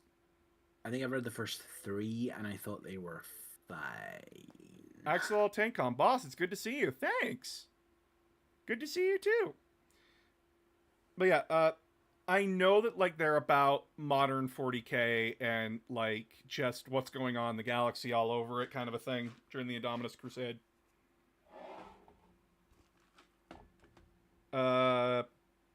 Genuinely hilarious though to see the cover of Gulliman on one cover, like young, vibrant young man, and then you see the next, and then you see like the most recent book's cover, and that's just, yeah, me too, bro. Me too. The crow's feet, the lines on his face. Yeah, it's So yeah, chat. I still have to read that Eidolon book that I have. I still have to read the Dawn of Fire. I got a lot of books to read, chat. I'm sorry. Oh, it's full bottle. What's on my reading list? Have you read Gene Father? Gene Father. I do not have any of the Belisarius call books. I had to Oh no. Do you know Oh what no, Gene Gene Father. is? Sorry, that's Fabius Bile. God damn it, I'm an idiot. Yeah, but it's Fabius Bile versus Call. Yeah, that's the one where he steals. He steals the first Primaris Marines gene seed and stuff, like all the genetics and stuff. I've been on a. I love what he thinks about that. When Oh he yeah, actually he's gets just to like examine it. he's just like, what the fuck am I looking at? Yeah, he basically turns around and goes, "This is shit. This is a dead end. I've gone past this." Like, So my my reading list is Void King, which is about rogue traders. Nice. Solar War, Death's Mercy, and Lazarus. I have to. Currently, what I'm reading right now is that I'm reading Galaxy in Flames with Phoenix. Thrawn Treason with Phoenix. On my own, I'm listening to Empire's Reign, which is a very dark Star Wars book. It's very depressing. And just finished the Death and the End and the Death. So that was fun. I've been on a deep dive in the Dark Kraken's lore. Cool. I'm happy that you're enjoying them. last 40k book I read was, I think it was last one I read was Elemental Council. Yeah. Because I've been reading Pratchett again because I wanted Happy. Also, I realized I'd never actually read Diggers, Truckers, and Wings, so I've decided to read those. And those are just fun. But highly recommend Elemental Council, even if you don't like Tau. Yeah, you keep recommending it to me. It's on my reading list. I want to. It's like, I told Phoenix about I'm genuinely curious what TCOM thinks about it, because it's written by a guy who is the guy who wrote it is ex-US military. Let's see if Audible has it. It should. And apparently a lot of it is like based on like his time in the Middle East and like stuff he had to deal with. I want to read the League of Votan book that you told me about. It's really good. The High Calzo? Yeah, the High By Calzo. Noah Van Nguyen. Yeah. Okay, yep. Buying it. Deliver. I can't be willy nilly and buy stuff right now. I'm broke. Oh, I have like 8 leftover credits I haven't used. So I started getting the Terry Pratchett stuff. Me and my wife had like loads of leftover Audible credits, so we're just like, Yeah. we should probably just put these in. These are like good to just have on while working in the house and stuff. We can just listen to Guards, or listen to Monstrous Regiment, or Hogfather or something. Like, Yeah.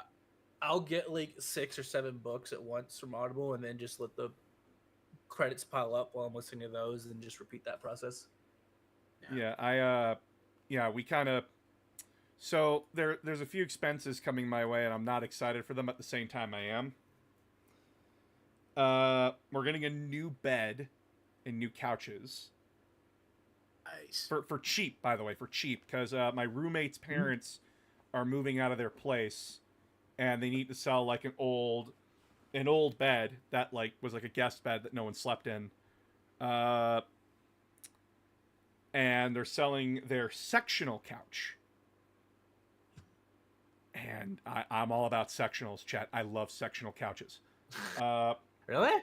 Yeah, I listen, a couch that acts as like a place where you and your friends can hang out, and you could sleep on, and has a fold-outable bed. I am down to fuck with that. Plus, my couches are old.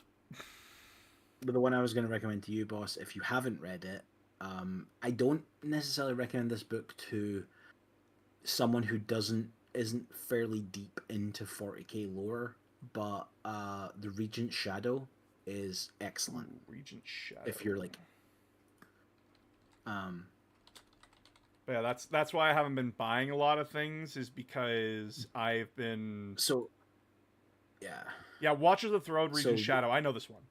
yeah. It's one of the Watchers of the Throne books, but it's I think the better Watcher of the Thrones book. Which one? Regent Shadow. It has those Yeah. two character models from the Custodies on the cover. I think it's better than Vaults of Terra. Personally. Yeah, because it's dealing with the Um, conspiracy of the old, The Hexarchy. the Hexarchy. Yup. It's, for those that don't know, when Gulliman came into power, when Gulliman came back, he fired the old High Lords of Terra.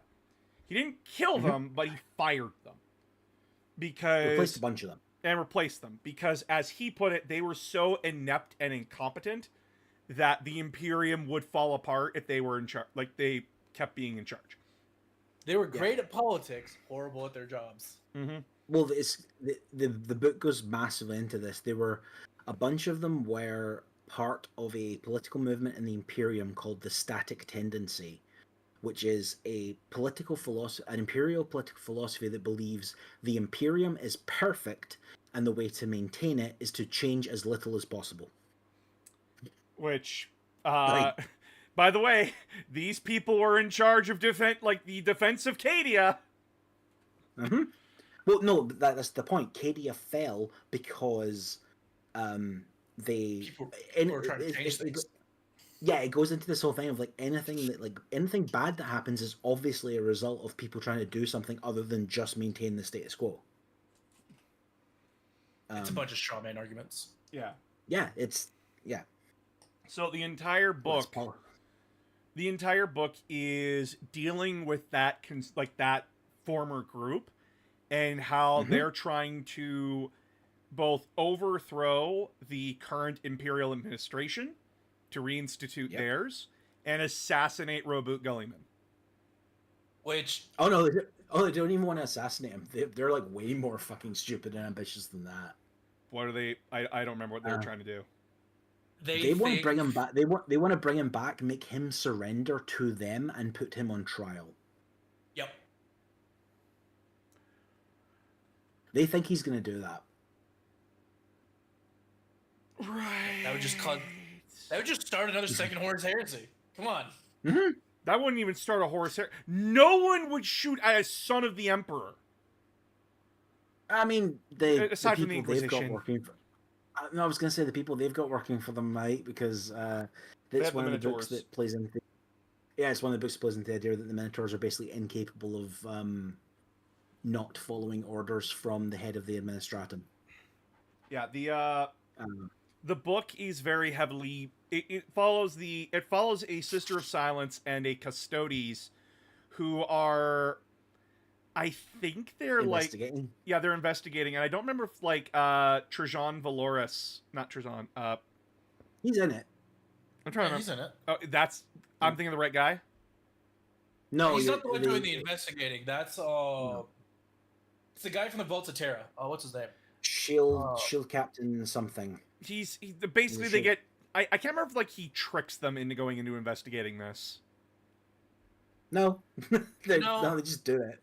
Yeah. It's just like Well, remember, like this is the time period when the Custodes are becoming much more active in number one, Yeah. the politics of the Imperium, but also just the Imperium in general. Yeah, yeah, like the idea that a custodian will like leave the Imperial Palace is like a new thing in the book.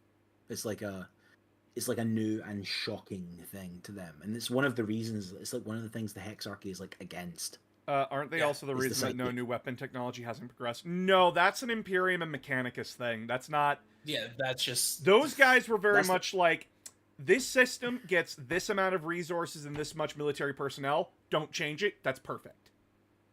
Mhm. No Oh, matter it's the because they- context of the situation. It's because they believe the Imperium was made the way it was by the Emperor through his vessels, but was made the way it was by the Emperor, so therefore it is divine and therefore it's perfect. Totally not an excuse for them to keep their power. No. One of the things I do love about the Vaults of Terra, especially the first book, is because one of the major parts of that book is Trajan trying to manipulate the High Lords to quote unquote let them leave Terra again to go out and do things. But at the end of the book, he actually shows up to a High Lords meeting, which is a huge deal because the Captain General hasn't shown up to one of those in millennia. Yeah. He theoretically has a thing. Yeah, and Like- it's theoretical because they never show up. Yeah. But Well, they have a seat, but no one's come to sit their ass in it. yeah, so he finally comes out, and like the whole book has been the Valorum and the Custodes working with the Chancellor to put that idea into everybody's head and to make it more normal. But by the end of the book, Valoris shows up and it's like, I don't need any of your guys' permission to do this. This is a courtesy that I've been doing. Because we're leaving Terra. And I don't care how pissed that's going to make you. Great. And that's sort of, there's a similar sort of moment like that in Regent Shadow where like oh god, what's his name, the chapter master of the Minotaurs is like the former head of the Administratum is basically ordering him to like march into the Imperial Palace and like seize it, and he's like face to face with like, he's not face to face with Trajan, he's face to face with the other custodian, and he's basically going, try it. Yeah. On you go. And even the Minotaurs are like, you sure? Like, Look how- we'll do it, but like, Look how well that worked out the last time Astartes tried doing this. I'm not partially possessed by a demon. I don't think I can take him. No. I was referring to when the Black Templars and Imperial Fist tried doing that to get rid of what's his name? Vandire. Yeah. That wasn't. There was two incidents where the Imperial Fists were involved with the High Lords of Terra.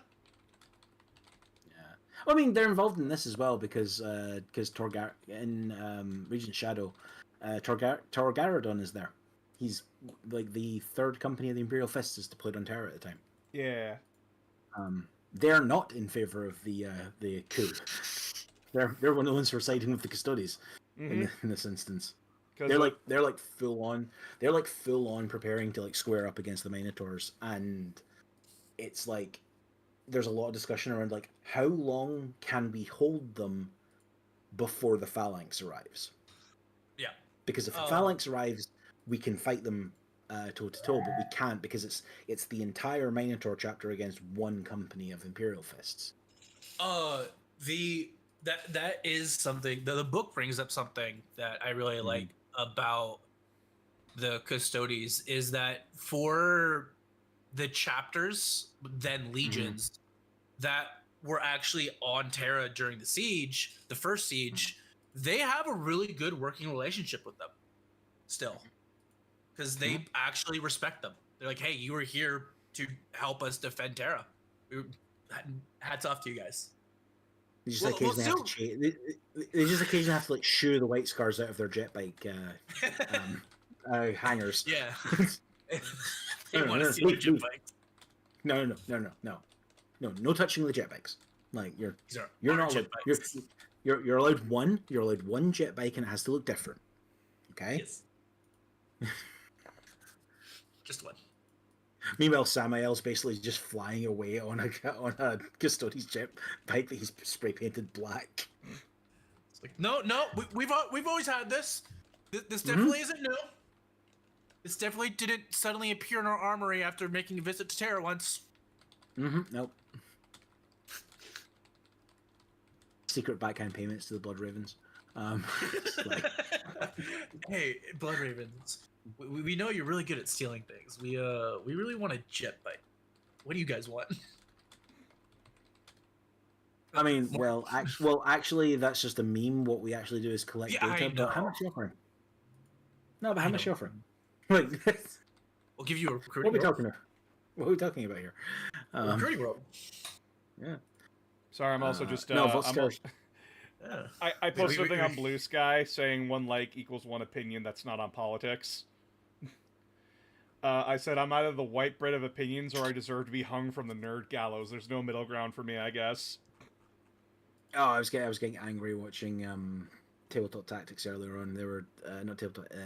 They were doing their podcast, and it was what one model would you delete from each faction? What one unit would you delete? And I was just like, Ooh. okay. What would I delete from the Custodes Armory? Ooh. Are we including my 30k armory in this? Yeah, I'd say so, because with Custodes it's mixed. Okay. Yeah. Space Marines, that's obvious a Hammerfall bunker. I would. So I'm not saying get rid of this entirely, but I'm saying eliminate it from our armory. The Sicarian have a take. I like it. I don't like it. I mean, I shouldn't say I don't like it. I don't see a use for it very much in a Custodes army. I mean, their take for Custodes I thought was fairly reasonable, which is take out the sisters and make them their own thing. Yeah. Um, Kind of like what they did with 30k and just made it a general. yeah. It in my brain, if I was reformatting it, it would coincide with like a massive expansion and also reworking of like the Agents of the Imperium concept. Where Agents is basically each agent unit is also like can be taken by these armies, and it's not just any Imperial army. It's like specific ones can take them. Yeah. And like because there's reasons why certain things should be in certain factions. Yeah. For like fluff and lore reasons. Like honestly, I was trying to think for my armies what I'd take out, and I have some thoughts. I think the Ultramarines should be able to take a squad of Custodes. Mm-hmm. Because Valoris did assign a unit of bodyguards of Custodes to Guilliman. I mean, I'll go further than that. I think allies should just be a thing that comes back. Yeah, at least for casual games. And by that I mean the vast majority of games that do not take place at a fucking tournament, because I believe that's actually where 40k should be focused, not on the tournament scene. Yeah. It's like one of the only good systems from 7th. Well, like, you don't have to even do it like to that extent, but just like the like a rules module for like these guys can ally with these. You can take, I don't know, up to 25% of your army can be allies from this other faction, but it must conform to at least one character and at least one whatever, one other squad. Yeah. It can't maybe or something like that. I don't know. Like your guard, you can take a squad of tactical marines or Hellblasters. Deathwatch. Yeah. Deathwatch. Oh yeah, Deathwatch would be great. You could take like a Deathwatch kill team and a Deathwatch Watchmaster as a bonus to your thing. Or like what they actually said, and I sort of agreed with this, was for Sisters of Battle, remove all the Ministorum stuff. Just have the Sisters. Move the Ministorum to agents, so that any Imperial army can take the Ministorum unit, so the Priest, the Arcoflagellants, and the Penitent Engines. And ultimately also give them for Terrorist Militia, and just let that be taken by any Imperial army. And just have Sisters, like the Sisters rules, the Sisters Codex is just the actual Sisters of Battle stuff. Honestly, you could just give the militia the same stat lines the conscripts used to have. Mm-hmm. I'd be fine with that. You could also bring back inquisitorial stormtroopers, like they should do. Oh yeah, Um, they definitely should. The scions should be in agents, or should be takeable in the agents book at the moment, but they're not. Isn't there Chaos Sisters of Battle? Or am I Yeah, Chaos Sisters of Battle do exist. Yeah, they're They don't rare, make- but there are cults that do that. Yeah, they don't exist on the tabletop, but yeah, they exist in lore. Well, chaos is Um, weird because the vast majority of chaos armies that exist in the universe are not represented in the chaos armies. Yeah, they're just 'Cause the most of them va- are just cultists. Yeah, most of them are just cultists or traitor guard. Remember, Space Marines for Chaos are just as rare as they are for the Imperium. Mm-hmm. If not more so. Yeah, Like, yeah. there's a reason why even the Iron Warriors have resorted to using Imperial Fist Gene Seed. Well, you read like the Gaunt's Ghost books and you get to the Blood Pact, which are they're a corn cult chaos army, But that's actually competent too. and they're competent and they're drilled and they have tactics and they like fight like an actual guard Organized. army. Yeah, I want more Yeah. lore about them. Like I find them They're- fascinating. They're cool. Yeah. But then there's like all, and then like but that's like meant to be the kind of forces that they encounter in the ghost books are supposed to be the majority of things that like the Imperium is fighting. As well as like random. That's the other thing that you get in the ghost books that never shows up is like just random aliens that aren't like one of the big ones. There's a race in Gaunt's Ghost in the Gaunt's Ghost books who use like they use like gravity weapons, and they're described as being like giant axolotl like creatures that like stink of ammonia. It's funny. Giant Like- axolotls. But like horrible axolotls, not like they're like, you know what I mean, like giant sort of salamander like creatures that like stink of ammonia.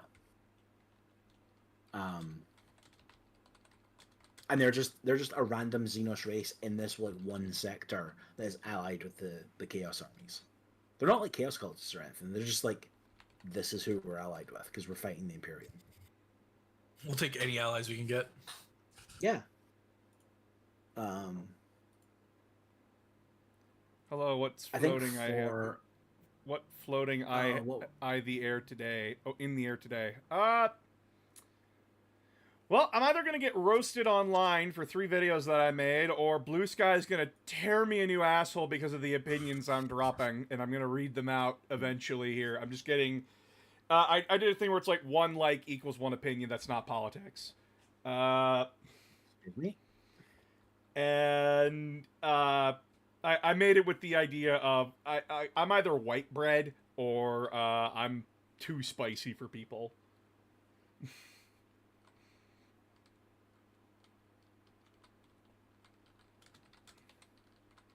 You're not spicy to me. You're No call. Midwest green bean casserole. Not quite white bread, but because you have some flavor to you, but still a little bland. And yeah, I never want a green bean. I never want a green bean casserole for the rest of my life. I've eaten too many.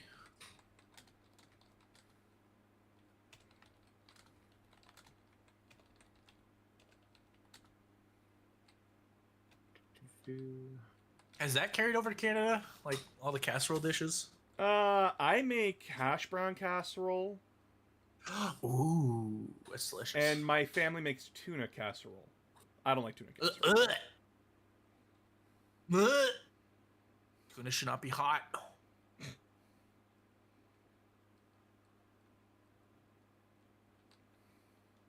I fucking hate tuna casserole.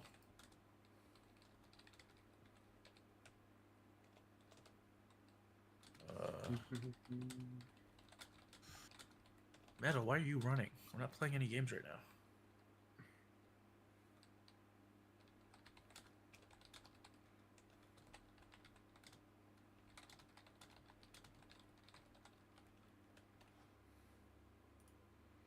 I think my Blood Angel's opinion is going to get me killed.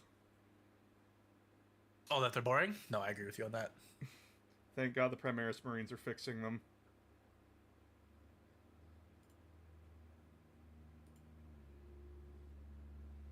What would you delete from Thousand Suns, boss? Oh, what would I delete from Thousand Suns? Zangors. Knew it! Okay. Knew it! Okay. We As have soon as you said actual all- we have actual melee units in the fucking series. They have melee cultists that are specially trained for this shit. Why didn't you make them models? Why do we need You know what? birds? If you wanted to bring back Zangor so bad, and by you, I mean GW, just bring back Beastmen. Stop being cowards. That being said, Zangor are probably the tastiest unit in 40k Yes. Yeah. because they'll taste like a mix of goat and chicken. No, I want to know what Kroot tastes like. Everything else apparently. Yeah, but like it's that mixture of flavors that's gonna create something unique. No, you don't eat Kroot. Kroot eat you. I am Actually, you probably 90% would. sure. I am 90% Actually- sure if I walked up to a Kroot shaper and asked, I want to try a little bit of Kroot, see what you guys taste like for once, they would accommodate me.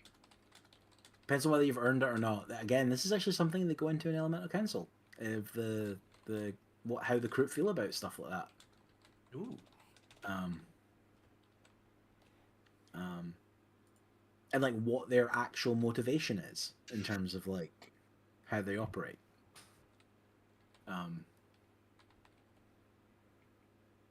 I don't know if I don't know if I delete Zangor from Thousand Suns. That's like the weird thing in my brain. I mean, like, this is a personal opinion on my end. Mm-hmm. I do not like Zangors. I fucking despise them. But I do understand that other people like them. I just can't stand them. Because, like, as a Thousand Suns enthusiast, Chad. As an enthusiast, we had other units that we could have taken. But no, we had to port over from Age of Sigmar because it was cheaper. That is incredibly lazy, in my opinion. Yeah. And they were cowards and decided not to go full bore and just bring back Beastmen. Yeah, well, they did bring back Beastmen, but they brought them back as a unit. I wanted them back as like either a full army or give them a full range under Thousand Suns. One of the two. I actually know what I'd get rid of from Thousand Suns, Oh? in my opinion. I get rid of the Forge Fiend and the Mauler Fiend. They don't fit. They don't the Thousand Suns I don't think should have demon engines.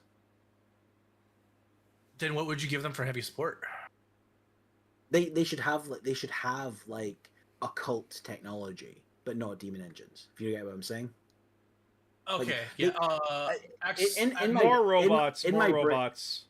Yeah, in my brain, all of the Legion books should be as developed as the Death Guard one, where Death Guard basically have their entire own line of vehicles and stuff. They don't need to borrow stuff from the Chaos Space Marines by and large. Axolotl, no, they are not in Space Marine 2, but you can recreate them. Like the colors are there if you want to. You can't. The emblem's not there though. That sucks. Yeah. What else do I? That's why mods exist. I Well, guarantee you there's a mod for Dark Krakens. If there's a mod for Custodes, there's a mod for Dark Krakens. Okay, big one. What would you delete from generic Space Marines? I'm not talking any of the specialist ones. The baby carrier.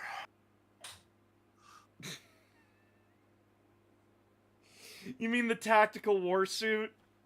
Yes. Oh, the Invictus Tactical Warsuit. Sorry, I was like, but the Yeah, but just the get Grey rid of Knight- that. I said no Grey Knights. Just not get rid of it, just- structures either, right? Because I'm just gonna say the Hammerfall bunker. No, I think because it's trying to be a dreadnought and fails at it. See, the thing is, the Hammerfall bunker to me actually makes sense. Like, It does. I like it. I've played way too much. I played too much Dawn of War. Like, it's just like this makes sense to me. Yeah, they just drop their fortifications from orbit. Yeah, makes sense to Yeah. me.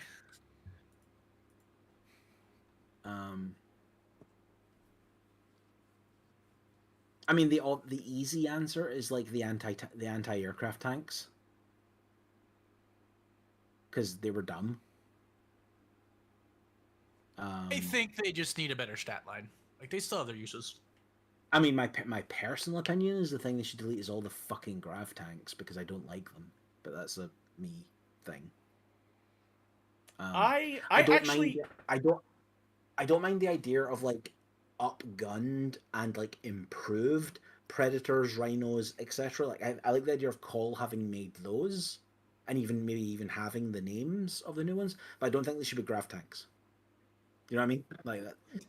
I can see your argument because the whole point about the Space Marines is being able to operate anywhere and having because there are plenty of planets and places in the Imperium where grav technology just doesn't work.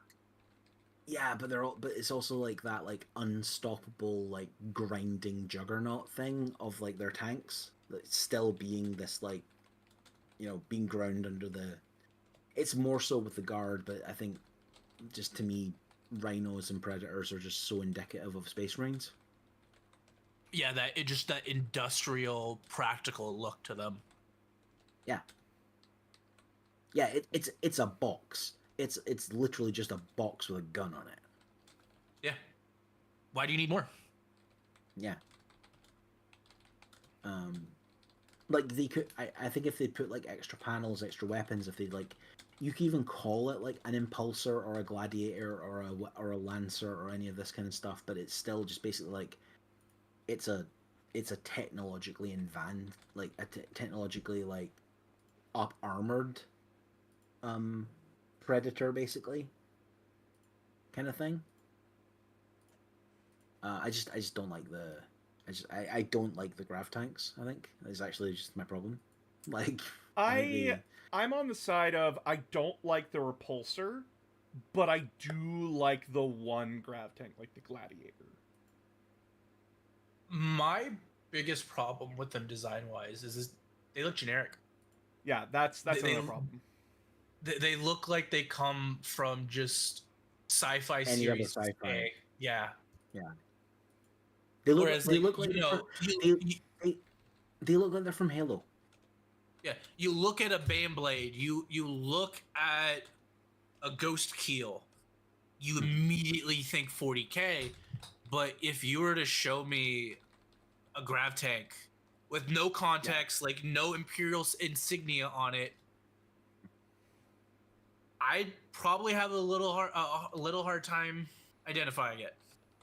Like I wouldn't mind it if it was like a case of like, okay, we want to show the Space Marine tanks are like markedly more advanced than the guard ones. And it's like, okay, a guard, an Imperial guard, a Leman Russ is basically meant to be like a KV-7 or like a Sherman or like that kind of like a World War II era like tank, because they're made for that's close sort of support.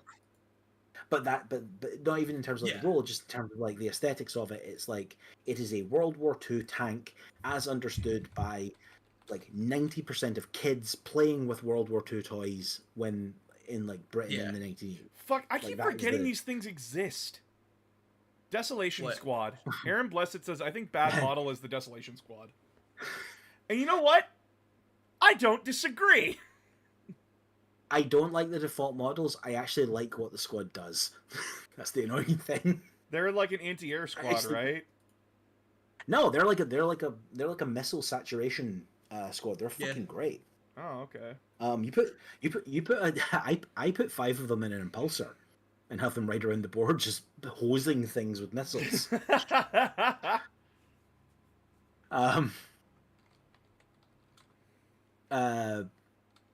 So like if they made Space Marine tanks look like an Abrams, you know what I mean? Yeah. Think of The- like the profile. Think of like the profile of like a Sherman compared to an Abrams.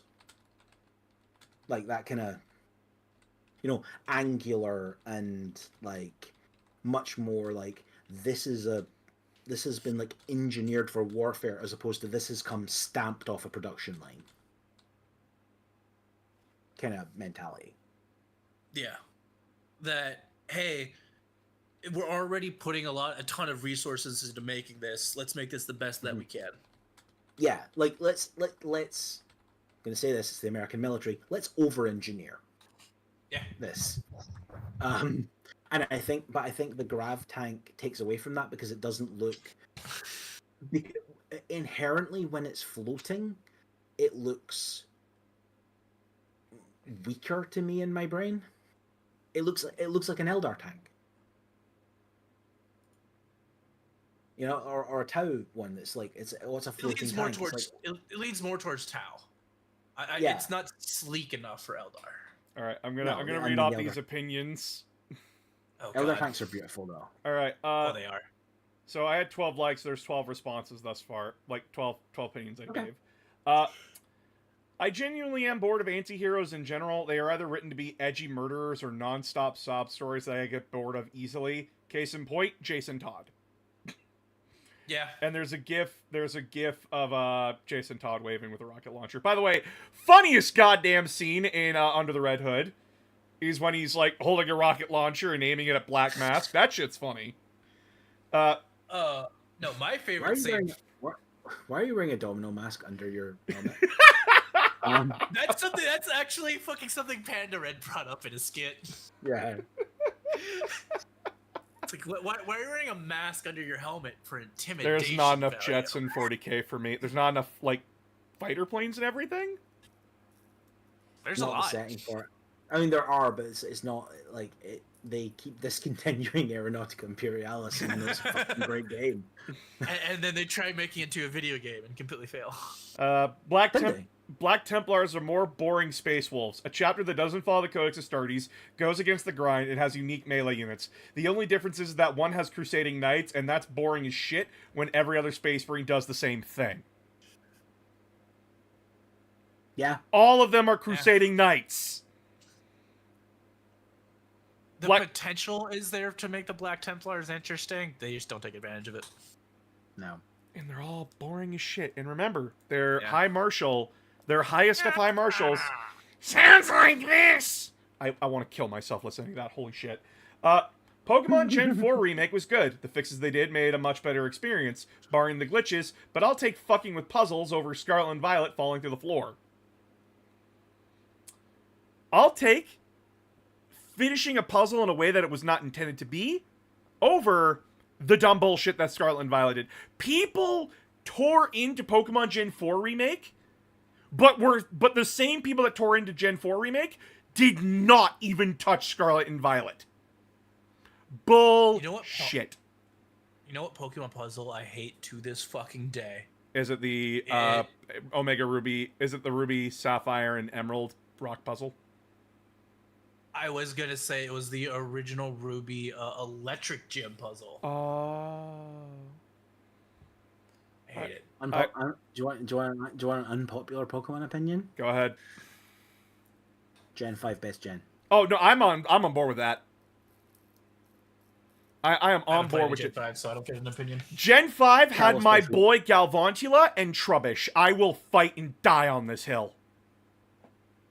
It's probably the best distillation of Pokemon in terms of gameplay.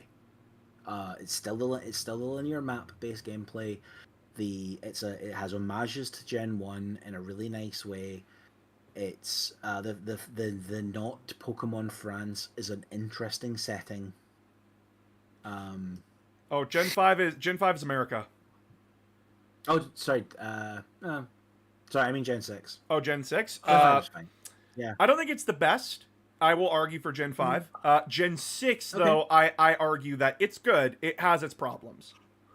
Oh, yeah, The like gym they all leaders, the gym leaders are more boring in Gen 6. The final villain is I'm sorry, you're just a Darwinist? I know, Oh. I like him because he goes full Final Fantasy with it. It's great. So I do love, by the way, I do love for Gen 6, I'm sorry, Ticum, I need to say this quick. One of the Yeah, Elite you're good. Four members being a part of the enemy team, that's great, and I love that she fucking hates you. Mm-hmm. Alright, Ticum, what's your thing?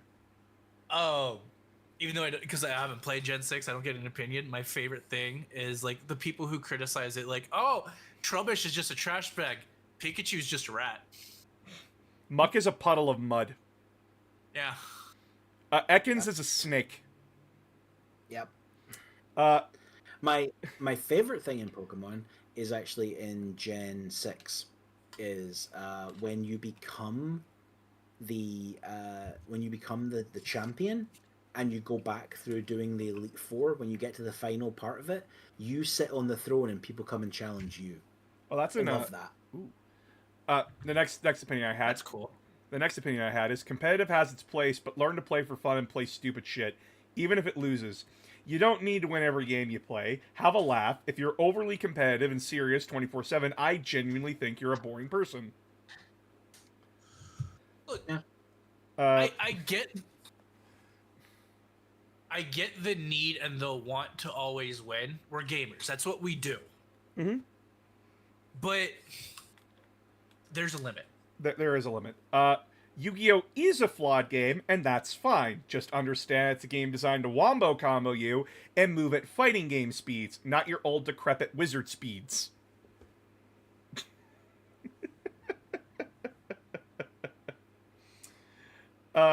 Krieg is lamer Steel Legion. They should have just redone Steel Legion and removed their connection to World War II Germany instead of making Krieg the face of Guard. Most boring looking Guard army ever made, in my opinion. Bring back Mordians and redo Katachan.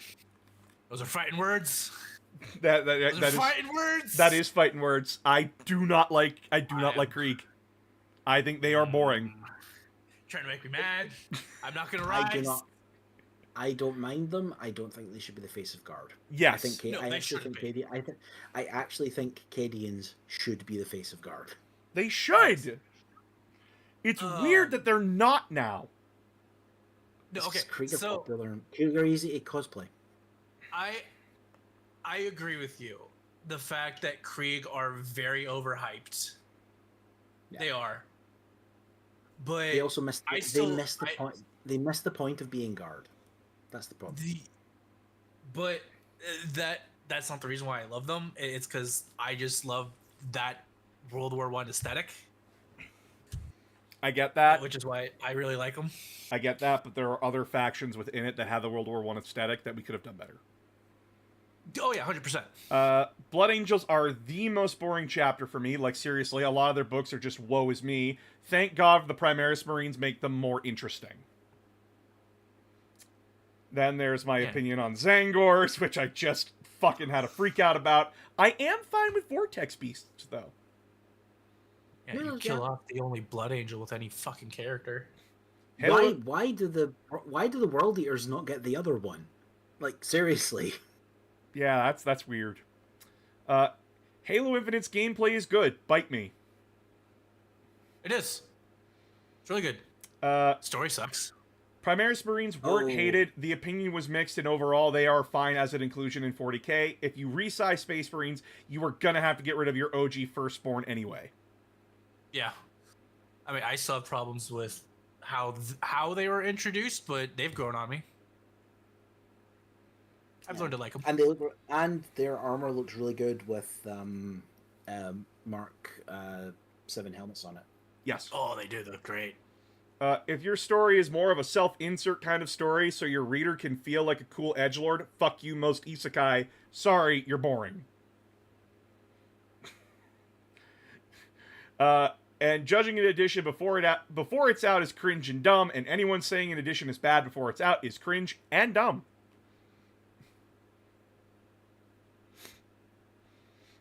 And then there's like a oh no cringe gif. No, chat, these are my opinions. Do I expect everyone to agree with them? God, no. I do This is not. dictatorship. You have to agree. I have my one that I've said a few times to in a few different places, and this is my hottest take on the internet, and the one that will get me flamed by a lot of people. Oh, In the case of both Halo, and also you can tell when this opinion was important, and also Overwatch, and also Destiny. The video game is the least interesting way of experience, the least interesting use for this concept and IP. oh, The Halo video games, for me, like Halo as a setting is way more interesting than the games are, in my opinion. The games are fine for special shooters. I ask what inclined you to post all these opinions in such a manner. Someone else posted it, like one opinion that's not on politics. I did it because of that. Like other people were doing it, so it's just like copy pasta.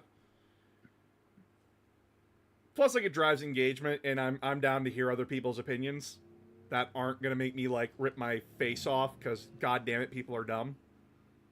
You, Axolotl! You! While I'm trying to launch artillery, it's you that keeps fucking me up!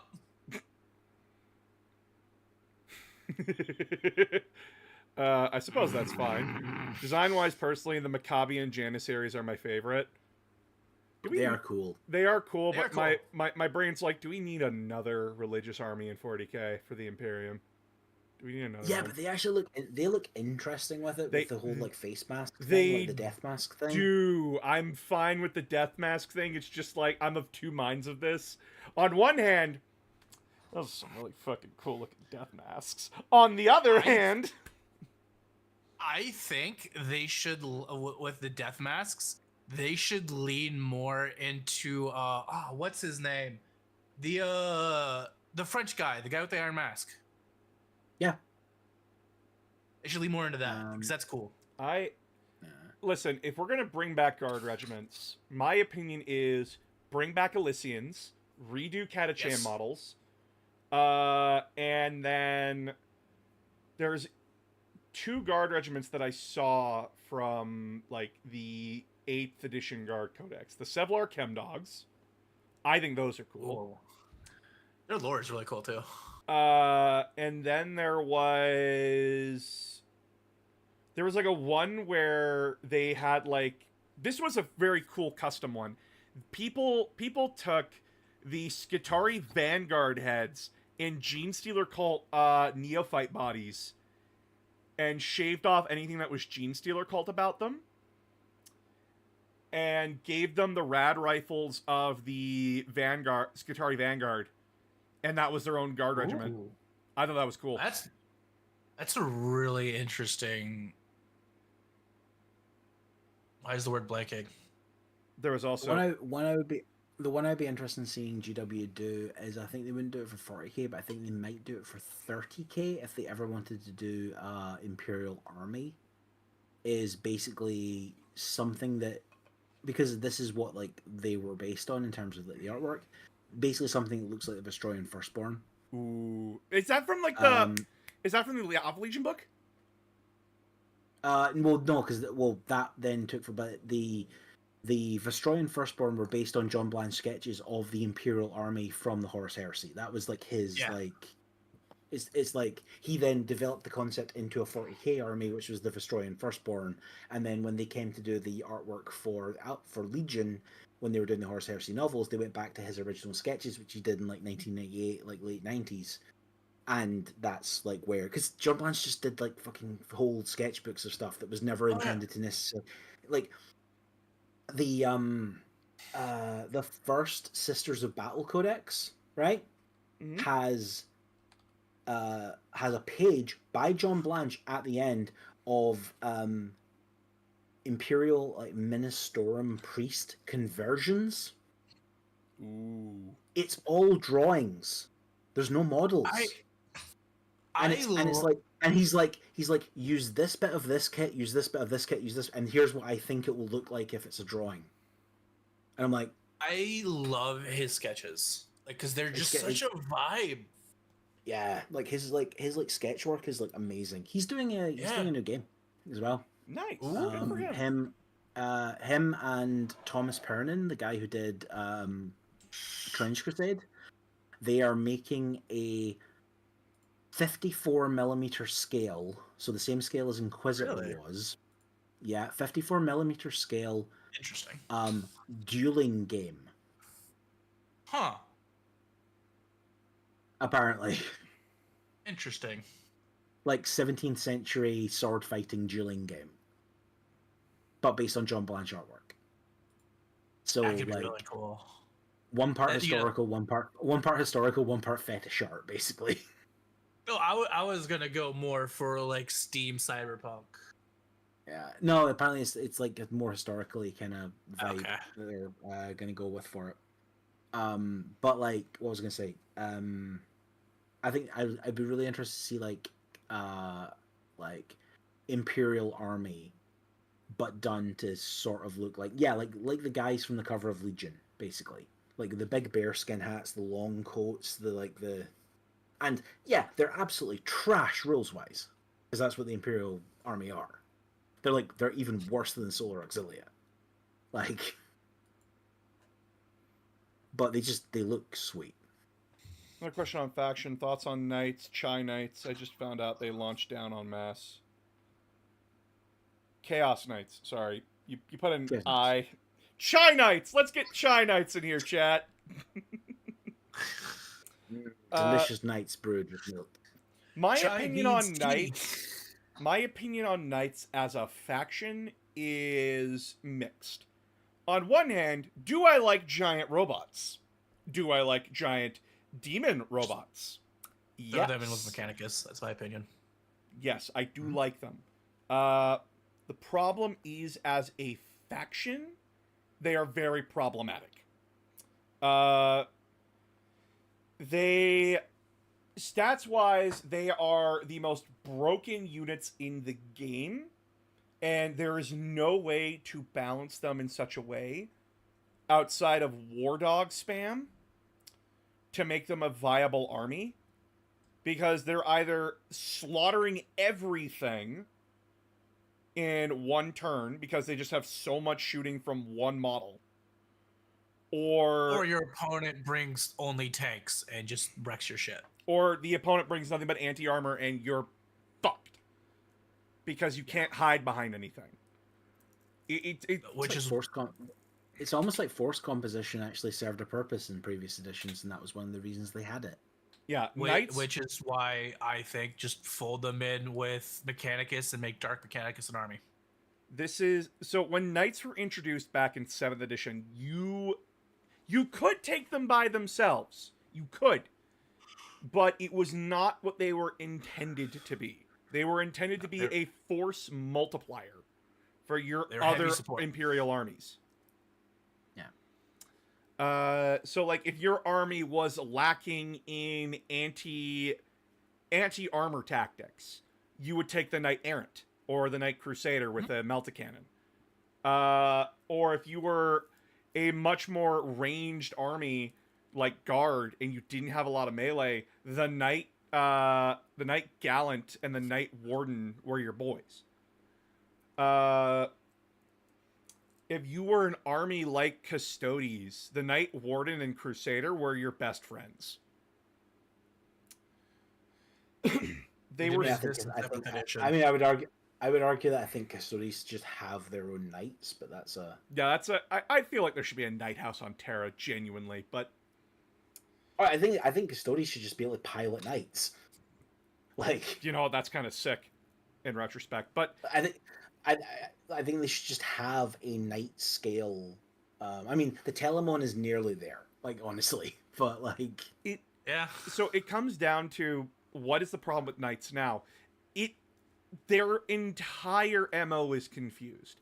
It is very hard to figure out what the fuck they want to do with these things. Ever since Allies got taken out, and listen, despite the opinions on Allies, you have to understand that 8th edition was a fucking nightmare when it came to Knights, because people would just take Knights as a squad of 3 annoying ass bitch builds, and then the rest was Guardsmen infantry. And you could never chop through that much Guardsmen bodies the White Shield unit was a fucking disgusting mess of a unit. Thanks to that. But now when you look at knights, they have wardens. Well, they have, like, the regular knights, then they have the big fucking knights, then you have, like, all the Forge World knights, and then you have all the War Dog variants, and it's just a mess. What the hell am I supposed to think of this army? Like... Also the Lancers, which are just horrifically powerful now. Yeah, like, this army... They can't balance it to save their lives, because they weren't ever meant to be this. They were meant to be a support unit. And now that we have, like, 2 whole designated armies, really think about what people are taking in those armies. How often, outside of a fun game, do you see the regular knights running around? You don't. Never. If you're Apparently taking now you do, because apparently now Chaos Knights are broken. Yeah, shock. Knights are broken again. Yeah, but it's like, they're not doing War Dog spam now, which is like apparently the thing. It's like you're now actually taking the big knights as well. Cool. Brings it back to the previous problems. Yeah. This is a problem where knights, as a faction, on their own, do not work. People want Warhammer to be a balanced game. Knights are the exact example of why it can't be. Because if you want something that stupid as its own faction, then the game's going to break in half, because the game was not built around that kind of thing, around giant-ass models taking up a good percentage of the board by existing. Also, people don't actually want Warhammer to be a balanced game. No, they don't. This is the thing. People say that. The internet says this all the time. We want Warhammer to be better balanced. I want Warhammer to be a better balanced game. No, what you mean when you say that, because this is how you react when balance actually happens, is I want everyone else to be balanced, and I want to get to keep to do all my broken shit. Yep. Yeah. When I played my Thousand Suns back in 9th edition, I had to stop playing them because my brain was going, this is boring as shit. They can't hurt me, and I'm just psychic spamming. I can't do this. My army needs to get hit. So when I lost psychic powers, I was upset about it reasonably, but at the same time, I understood. Also, it was a whole phase of the game. It's like a whole period of the game, unlike shooting and combat. It's an entire period of the game where you're doing something and your opponent's doing nothing. Mm-hmm. Like, it's like I get why they took out a psychic phase. Like, I get why they removed it. I don't necessarily think they should remove the powers, but I get why they took out the phase. So, chat, I'm going to show you They don't something. there's not a magic phase in Old World. Old World's the good comparison. There's not a magic phase in Old World anymore. So, chat. Chaos Knights. Knights are the equivalent of Primarchs. They're Lords of War. Unless it's a small Primarch like Gulliman and Lionel Johnson, the Demon Primarchs, they're all more expensive than these guys. They're all more expensive. And any one of these guys can fell a Primarch in one shooting phase. Or one melee phase. Any one of them. So why the fuck is the Knight Tyrant 395, but Magnus is 445?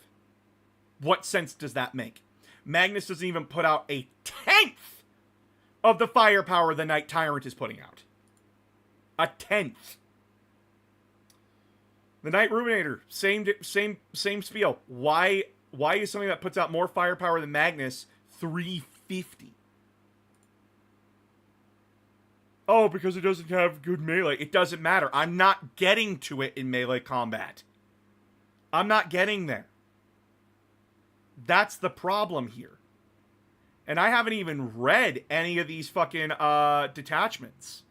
I don't know what these do, because I haven't looked into it yet. But a War Dog Brigand is 10 points cheaper than Lucius the Eternal. A War Dog Executioner is 20 points is less expensive than one character. What the fuck? This is what I mean by this army can't be balanced for 40k. It's not meant to be on its own. Hence why Will is right. Bring back allies and make the knights a part of a Dark Mechanicum or Imperial Guard faction. Yep. And they can be taken in any faction that uses the same keyword. Or you can play them by themselves, but maybe not.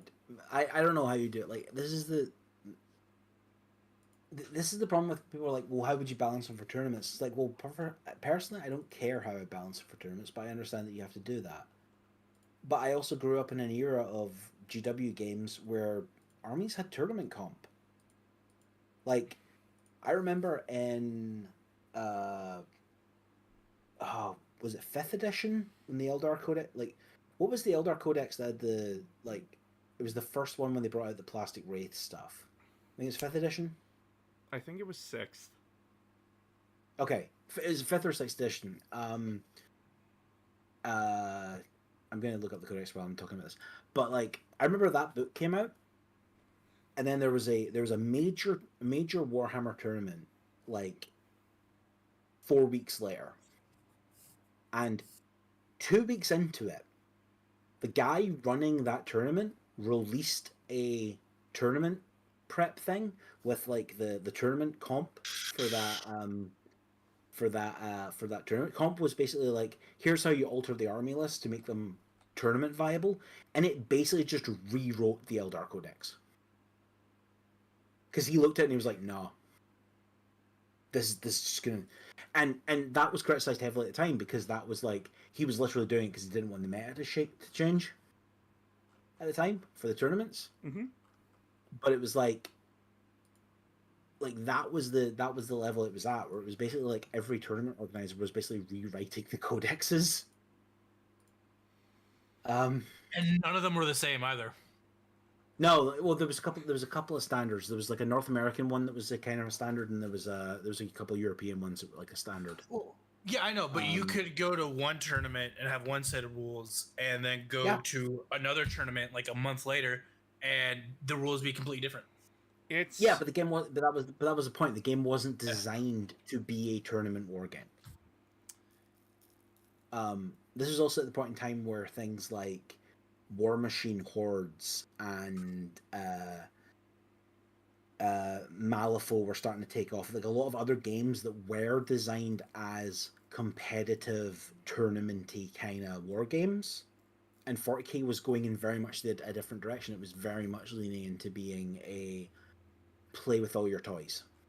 Remember all the people trying to make Apocalypse competitive? God. You know how long those fucking matches were? You know how long they would be if they were competitive? Jesus Christ.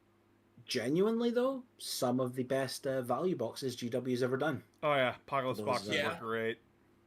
Yeah. It was so good. And I mean, also the Apocalypse templates were amazing, just because they were massive.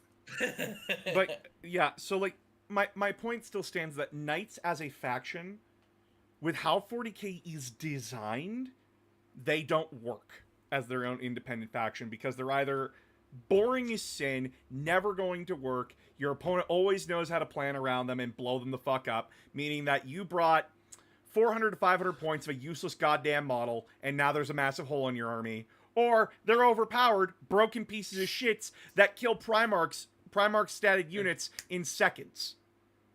Good luck. And because there's such huge point sinks, you're kind of forced to build your army around them instead of having them built around your army, which is what they're supposed to be. Yeah. Oh, it was the 4th edition one. I thought it was late 4th edition. It was in use for the entirety of 5th. That's why I remember it. Sorry. But you're good. Yeah, no, this is why I don't like them as a faction. Yeah. And why genuinely I'm just annoyed with them.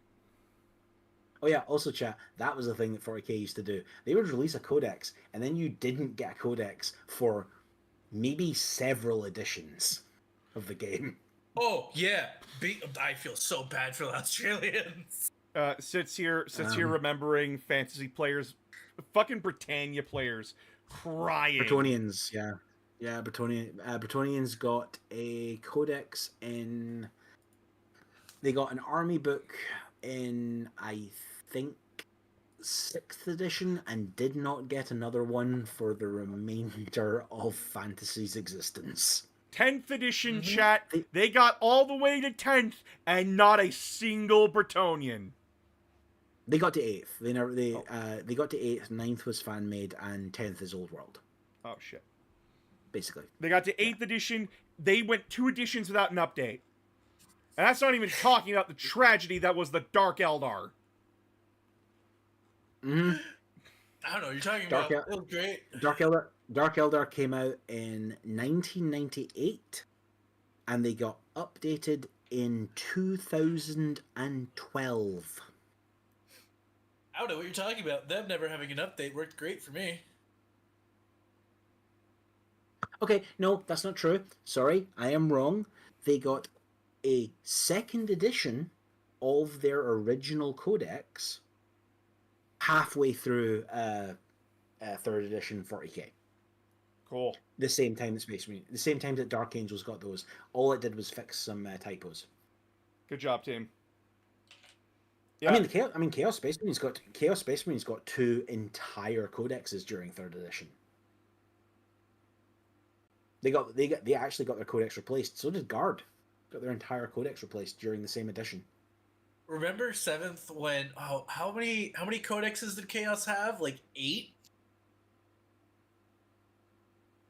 I don't know. I wasn't playing by. How about by Sisters 7th. of Battle not even getting a book? Yep. They were a White Dwarf article.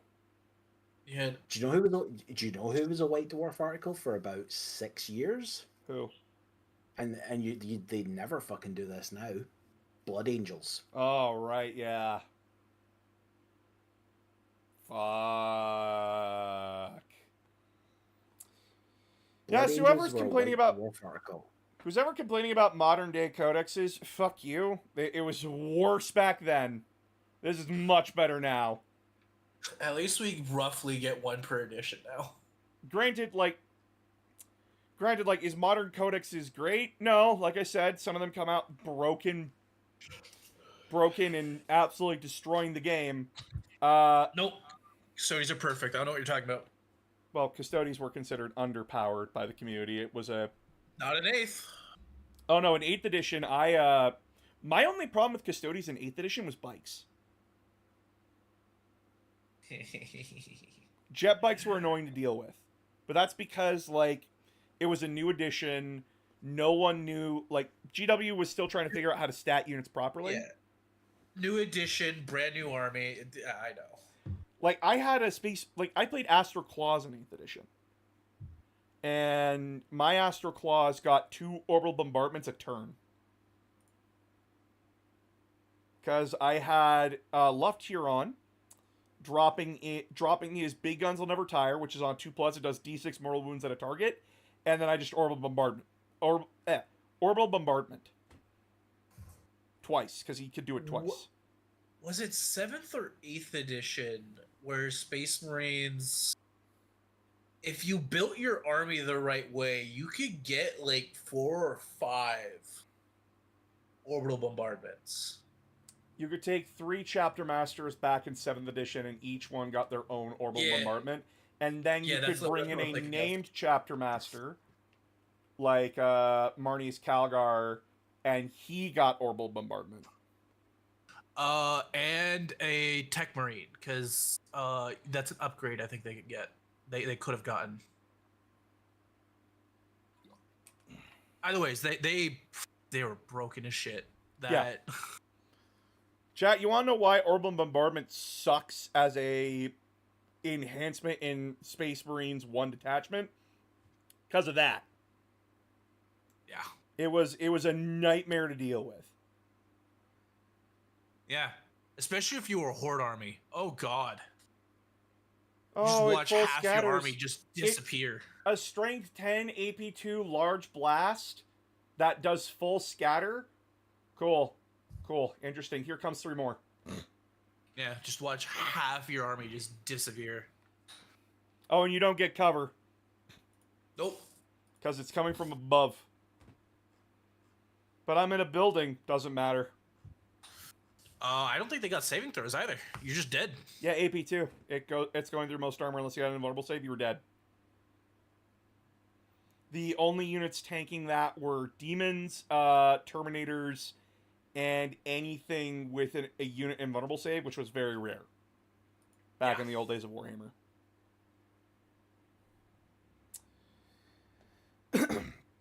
But yeah, that's my opinion on Knights. Knights are, I don't like them. If you love Knights, again, I like that they're big, giant robots. I don't like them as a faction. Meh. Wasn't that also when pinning tests were a thing too? Jesus. Were pinning tests in 7th edition? Yeah, they were.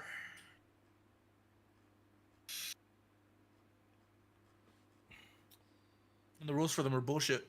Yeah, you get pinned. You fail a leadership check. You're stuck in place. You can only half move, and you Can't charge. Can't charge, and you're stuck with snapshots. Yep. Which And you have to roll to get out of snapshots too.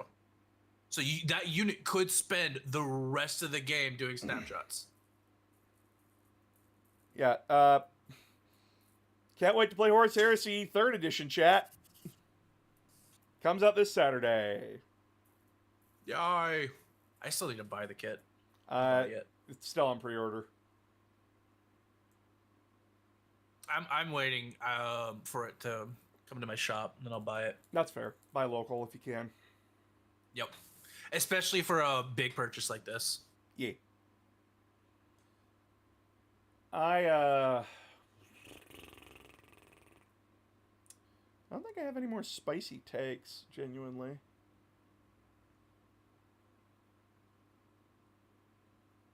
Anyone else got any other questions? Anyone else? We got like 13 more minutes. Not even. Calgar gay. Calgar gay?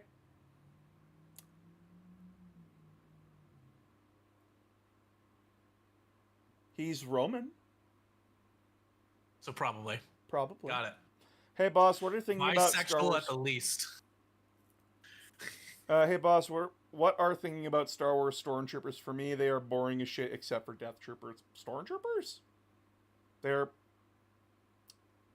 some pretty interesting Stormtrooper stories. There are some pretty interesting stories out there. If you're talking about as the individual people, or as an organization, or as a design, their units designs, because they're supposed to be uniform and stock. You're supposed to get you're supposed to understand they're intimidating when you're looking at them, but then they blend into each other because they don't want people standing out.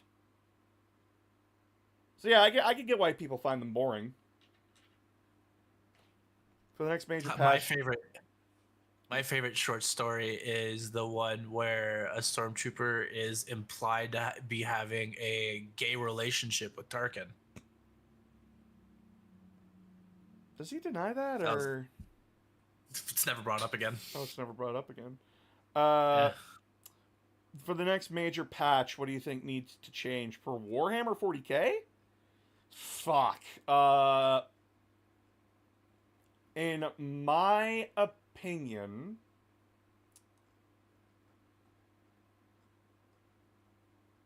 Are we talking about overall or army specific? I think they're talking about overall for the game. Okay, overall. In my opinion, Last plates. I don't know about blast plates, but I think Battle Shock tests should do more than just reduce your thing to 0. I feel like there should be some things that... I feel like Battle Shock should be a little bit more than just reducing your objective control value to 0 and not being able to use stratagems on them. Just a thought. I think it should... I think it should affect your unit cohesion. Yeah.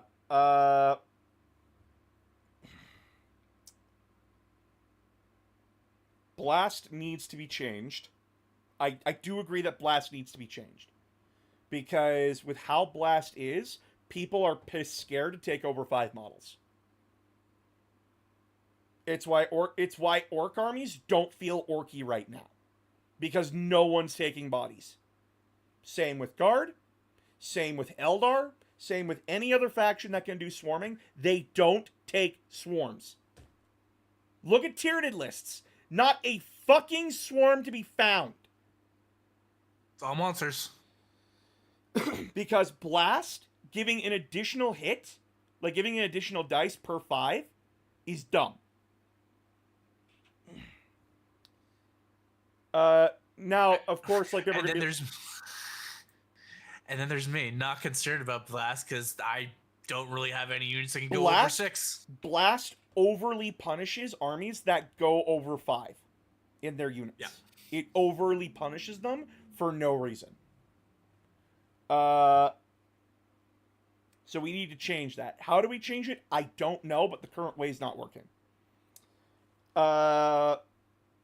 Next up,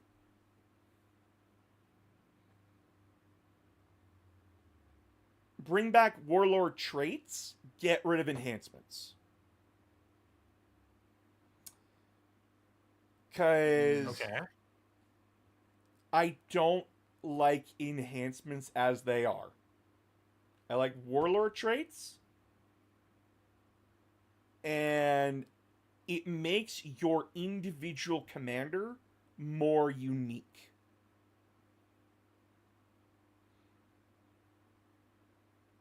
Counterpoint for this. It stops. Listen, when I have a Emperor's Children Lord Exultant running around with damage 3 everything, you have not solved the Thunderhammer problem. You've just made it a little bit more of a workaround. How would traits fix that? They would basically just be renamed enhancements. I know, but it would go on one character, and that's it. They already can do that, can't they? Yeah, but you can do max up to 3 enhancements. And it's not perfect, I know. It's not perfect. I'm just trying to think of ways to... things that I'd like to see. And I like the Warlord traits from Horus Heresy, I'm sorry. See, in my brain, I like people like their character building, and I think taking that aspect, like it's one of the few elements of like character building you can sort of still do, is like giving a particular trait to a character.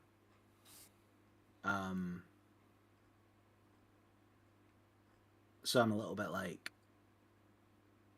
I think I would expand it, but make the ones you get from right. I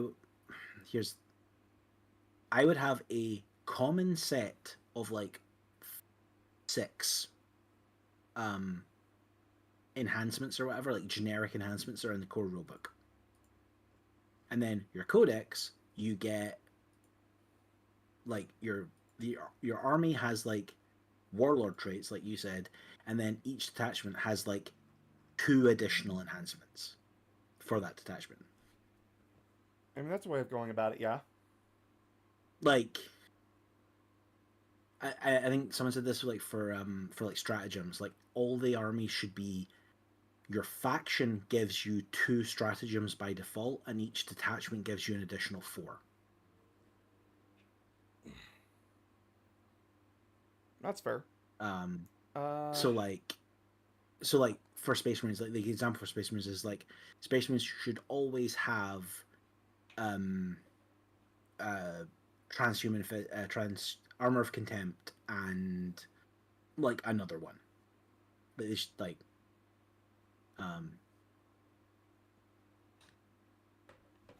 biggest change I would actually make to the rules to part of the rules just now, and this I know this is controversial for people. Get rid of the command point reroll. You know what? Yeah. Yeah. I am currently of the opinion right now that I actually like in Horus Heresy that there is little to no ways to reroll your dice. Mhm. Like, you have to take Primarchs to reroll your shit. Mhm. What happens is what happens. Yeah, what happens is what happens. Welcome to a war game. Sometimes your artillery misses. Sucks to suck. Yep. Rerolls, if you have rerolls in a game, even if it's only one command point, you are going to find people are going to try and find every way, shape, and form to try and get that advantage, whether it be in a fun game or in a competitive game, that they're going to try and get as many rerolls as possible, because you give someone a chance to fix a mistake or fix an error, they're going to do it. Yeah. Also, it just goes back to the lizard brain parts of our brains. Yeah, and this is something where I'm like, no. In a war game, you need to accept that sometimes you just fucking suck. If you can't win by dice rolls, you can win by objective. Also, if we're not going to a game where you do alternate activation, bring in the system from AOS where you can seize the initiative. Yeah, bring back Seize the Initiative. I like that shit. That shit was fun. For those that I don't know if it ever worked this way in 40k, but the way it works in AOS is that because it's I go you go, when like you get to like your say you have like turn 1 and like you go and like you go second after your opponent.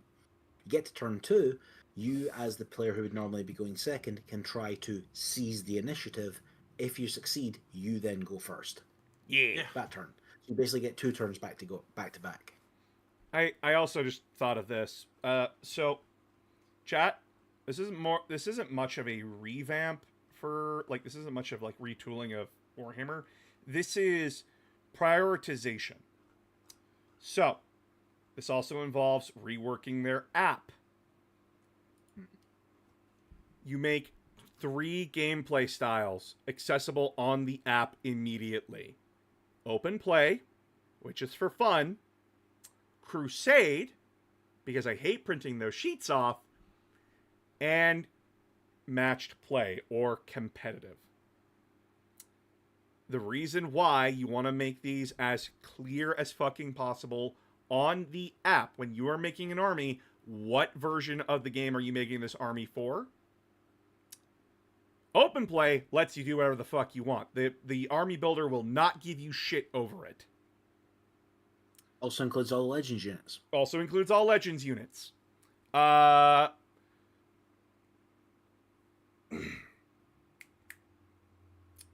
Crusade is narrative. It should have all your experience points, all that stuff. Still have access to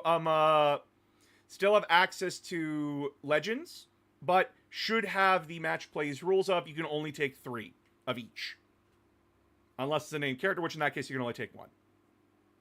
Yeah. And also, for your HQ, you should only be able to take like 1 HQ unit of each. Yeah. Because like these are supposed to be like your unique characters. I was gonna say, I know name characters, although you can do that in Crusade. I just don't like it. Yeah, I know. And then matched play is competitive. That's how the app is structured right now. The app is structured to support matched play. It does not support the other play styles. Because the app gives you shit if your army is not built correctly. And that sucks. I am currently right now trying to push, let's play more fun games at our local club. If there's a tournament coming up, I fully understand people wanting to practice for that tournament. I fully get it. But unless a tournament's not coming up, play for fun. Who cares? Grab that Crusade book, grab the terrain rules from it, or grab the rules from that Crusade book for a fun game. Go nuts. Encourage more Crusade games at your local club. Encourage slow grows. Make the Crusade a slow grow. Anything, for God's sakes, to just have different versions of Warhammer be played, because Warhammer is not just the competitive side. It is a tabletop war game that can be played for fun, can be played for narrative for fun, or can be played for competitive. Yeah, for narrative, actually, something what me and a friend are doing right now is we're starting out with Kill Team and moving into 40k after that for Crusade. And the reason why is kind of like, hey, we're following this squad of Astartes as they move up and go their different ways in the chapter.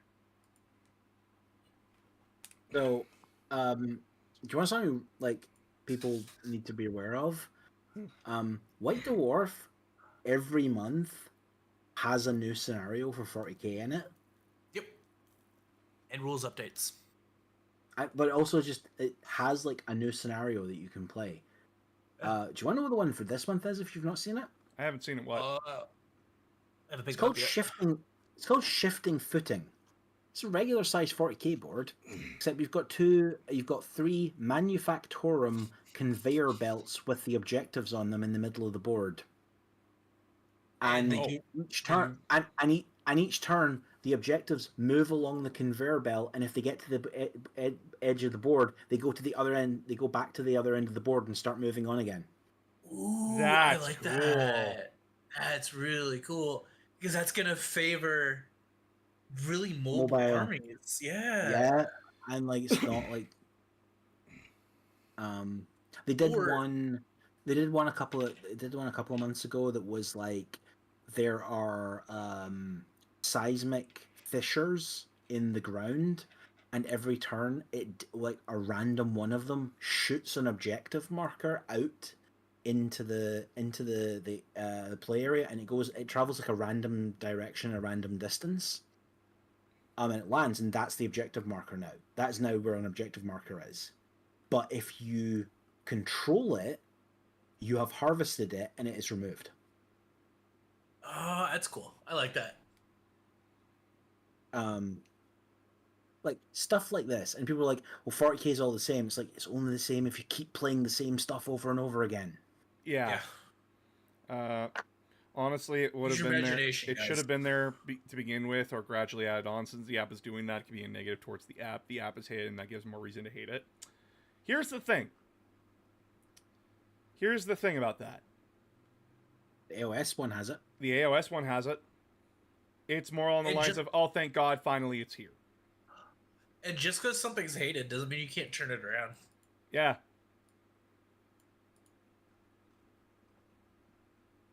I mean, if you want a big structural change, like how would I change like 40k from like a structural like back end perspective? I would fundamentally change how the rules are delivered to players. Yeah, I would simplify how the AP system is worded. But also like I understand that there are valid reasons. People are like, just make digital rules. You can't just make digital rules, because there are parts of the world where Games Workshop would like to sell their products where people do not have 24/7 internet access on smartphones. I am aware that as people in Europe and North America, it's hard to understand this, but there are parts of the world that don't have reliable internet access, like Kentucky. Or South America. Or South America. I was about to say Kentucky. Sorry. Oh, that's like, funny. There are parts of the world where like, so people are like, well, why do like the codexes are out of date? The codexes are only out of date if you need to take them to a tournament. If you just want to play casually, you can play the codex as it's written. It will be fine. Will it be balanced? Fuck no. Will it be balanced? Hell no. Wasn't balanced for 30 years prior to this. Trust me. I played it. I still think having to buy books are stupid. Right. what I think they should do is I think they should release a codex. That codex can contain an army list.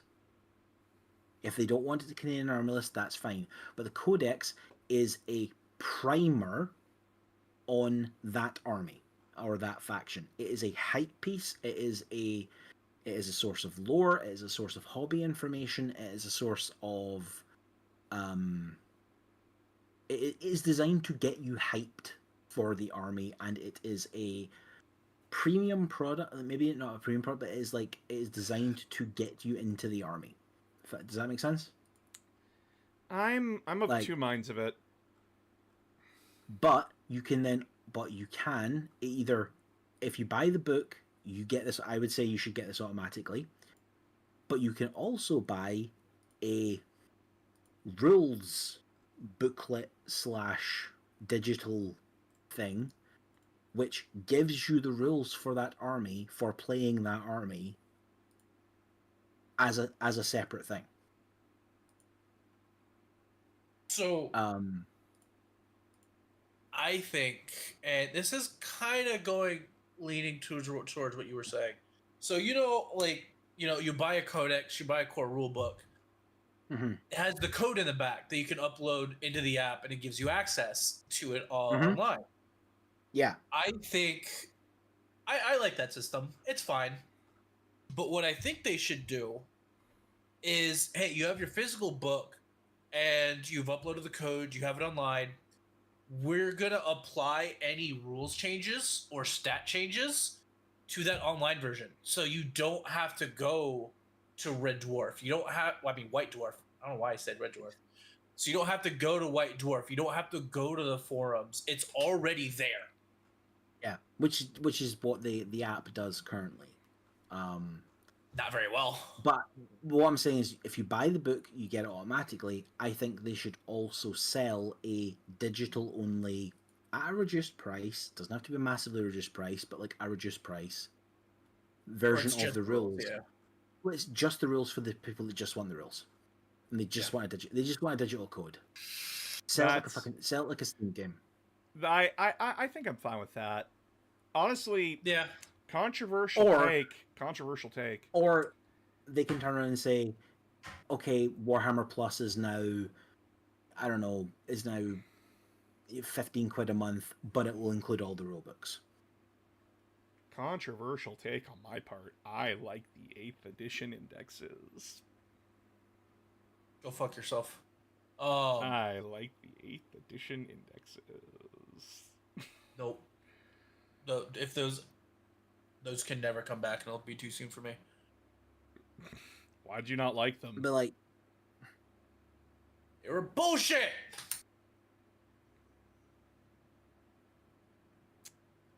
I think there's a genuine thing of like, why are you not just simply offering a rules only like version of this that is essentially a digital code that unlocks it on your app? That is totally fair. Hey, GW, you like money. This is a way for you to make more money. But it's that thing. It's that thing of like, right? So, Judas, it is. It is around 6 euros. yeah. Sorry, Wolf.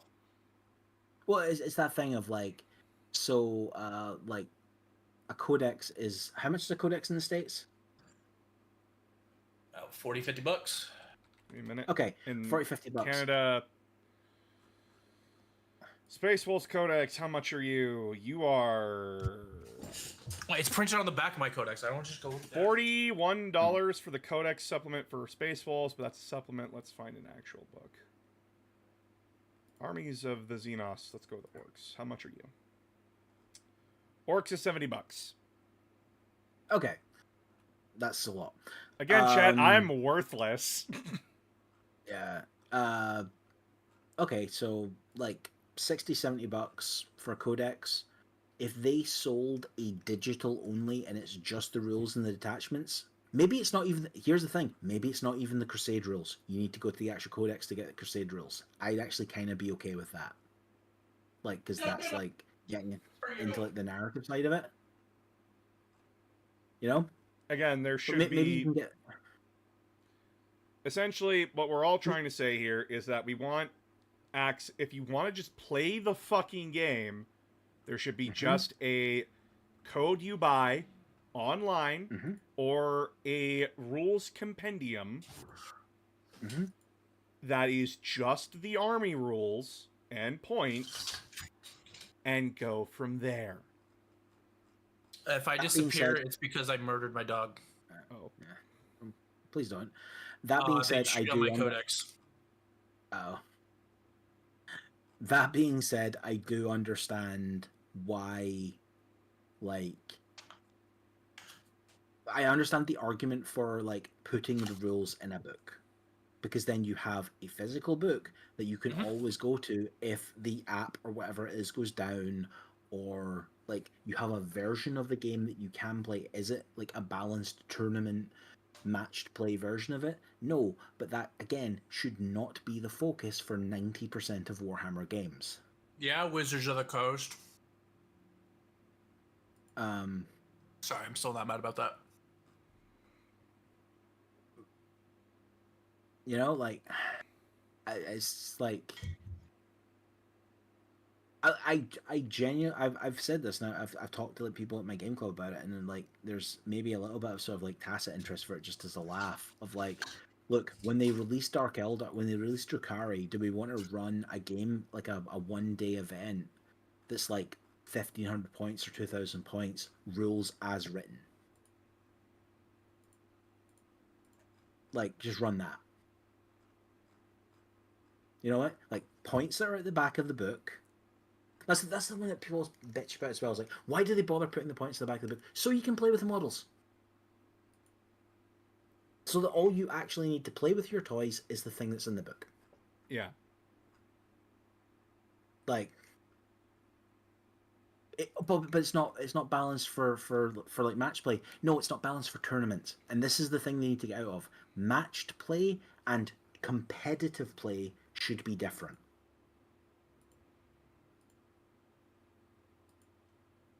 I do not disagree.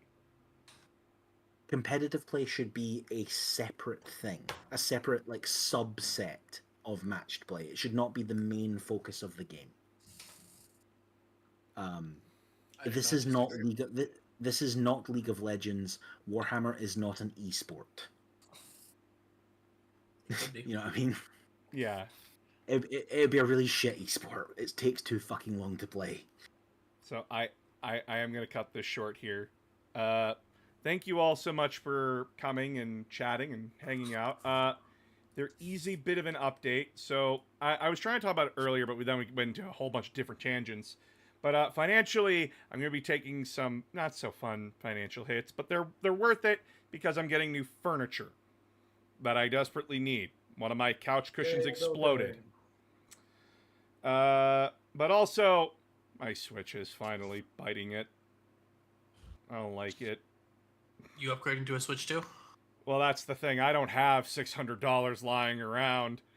But if you want to toss a coin to your streamer on my throne, there's a crowdfunding section. Don't you put that song back in my head. I swear to God. Basically, it's there on the throne. If people want to throw me a bone, awesome.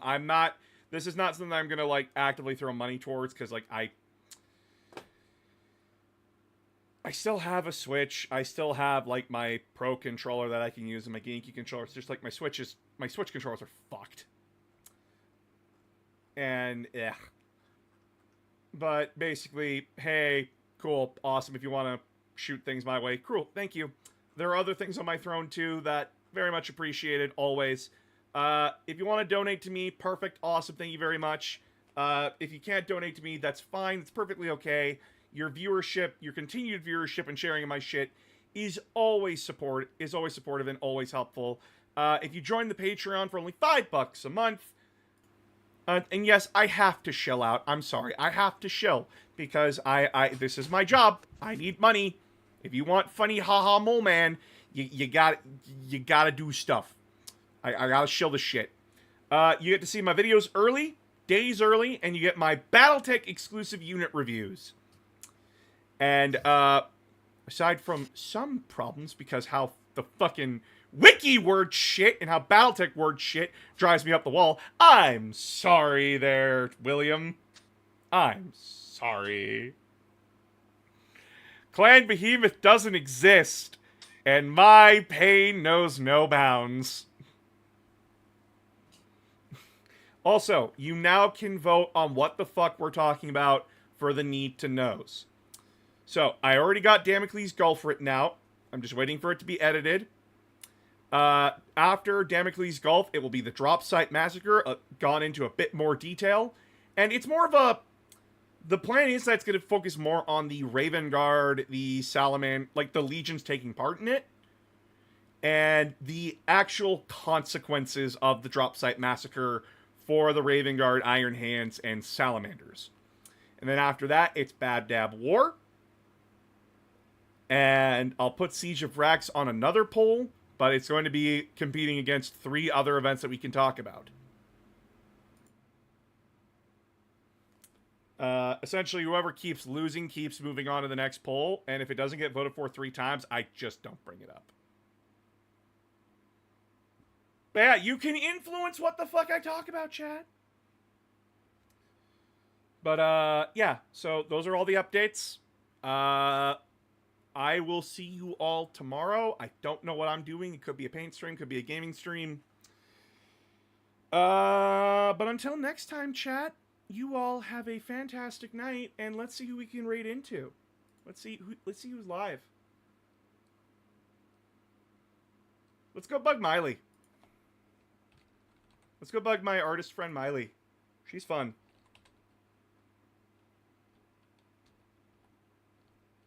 Oh, she's playing League. Oh yeah, let's go bug her.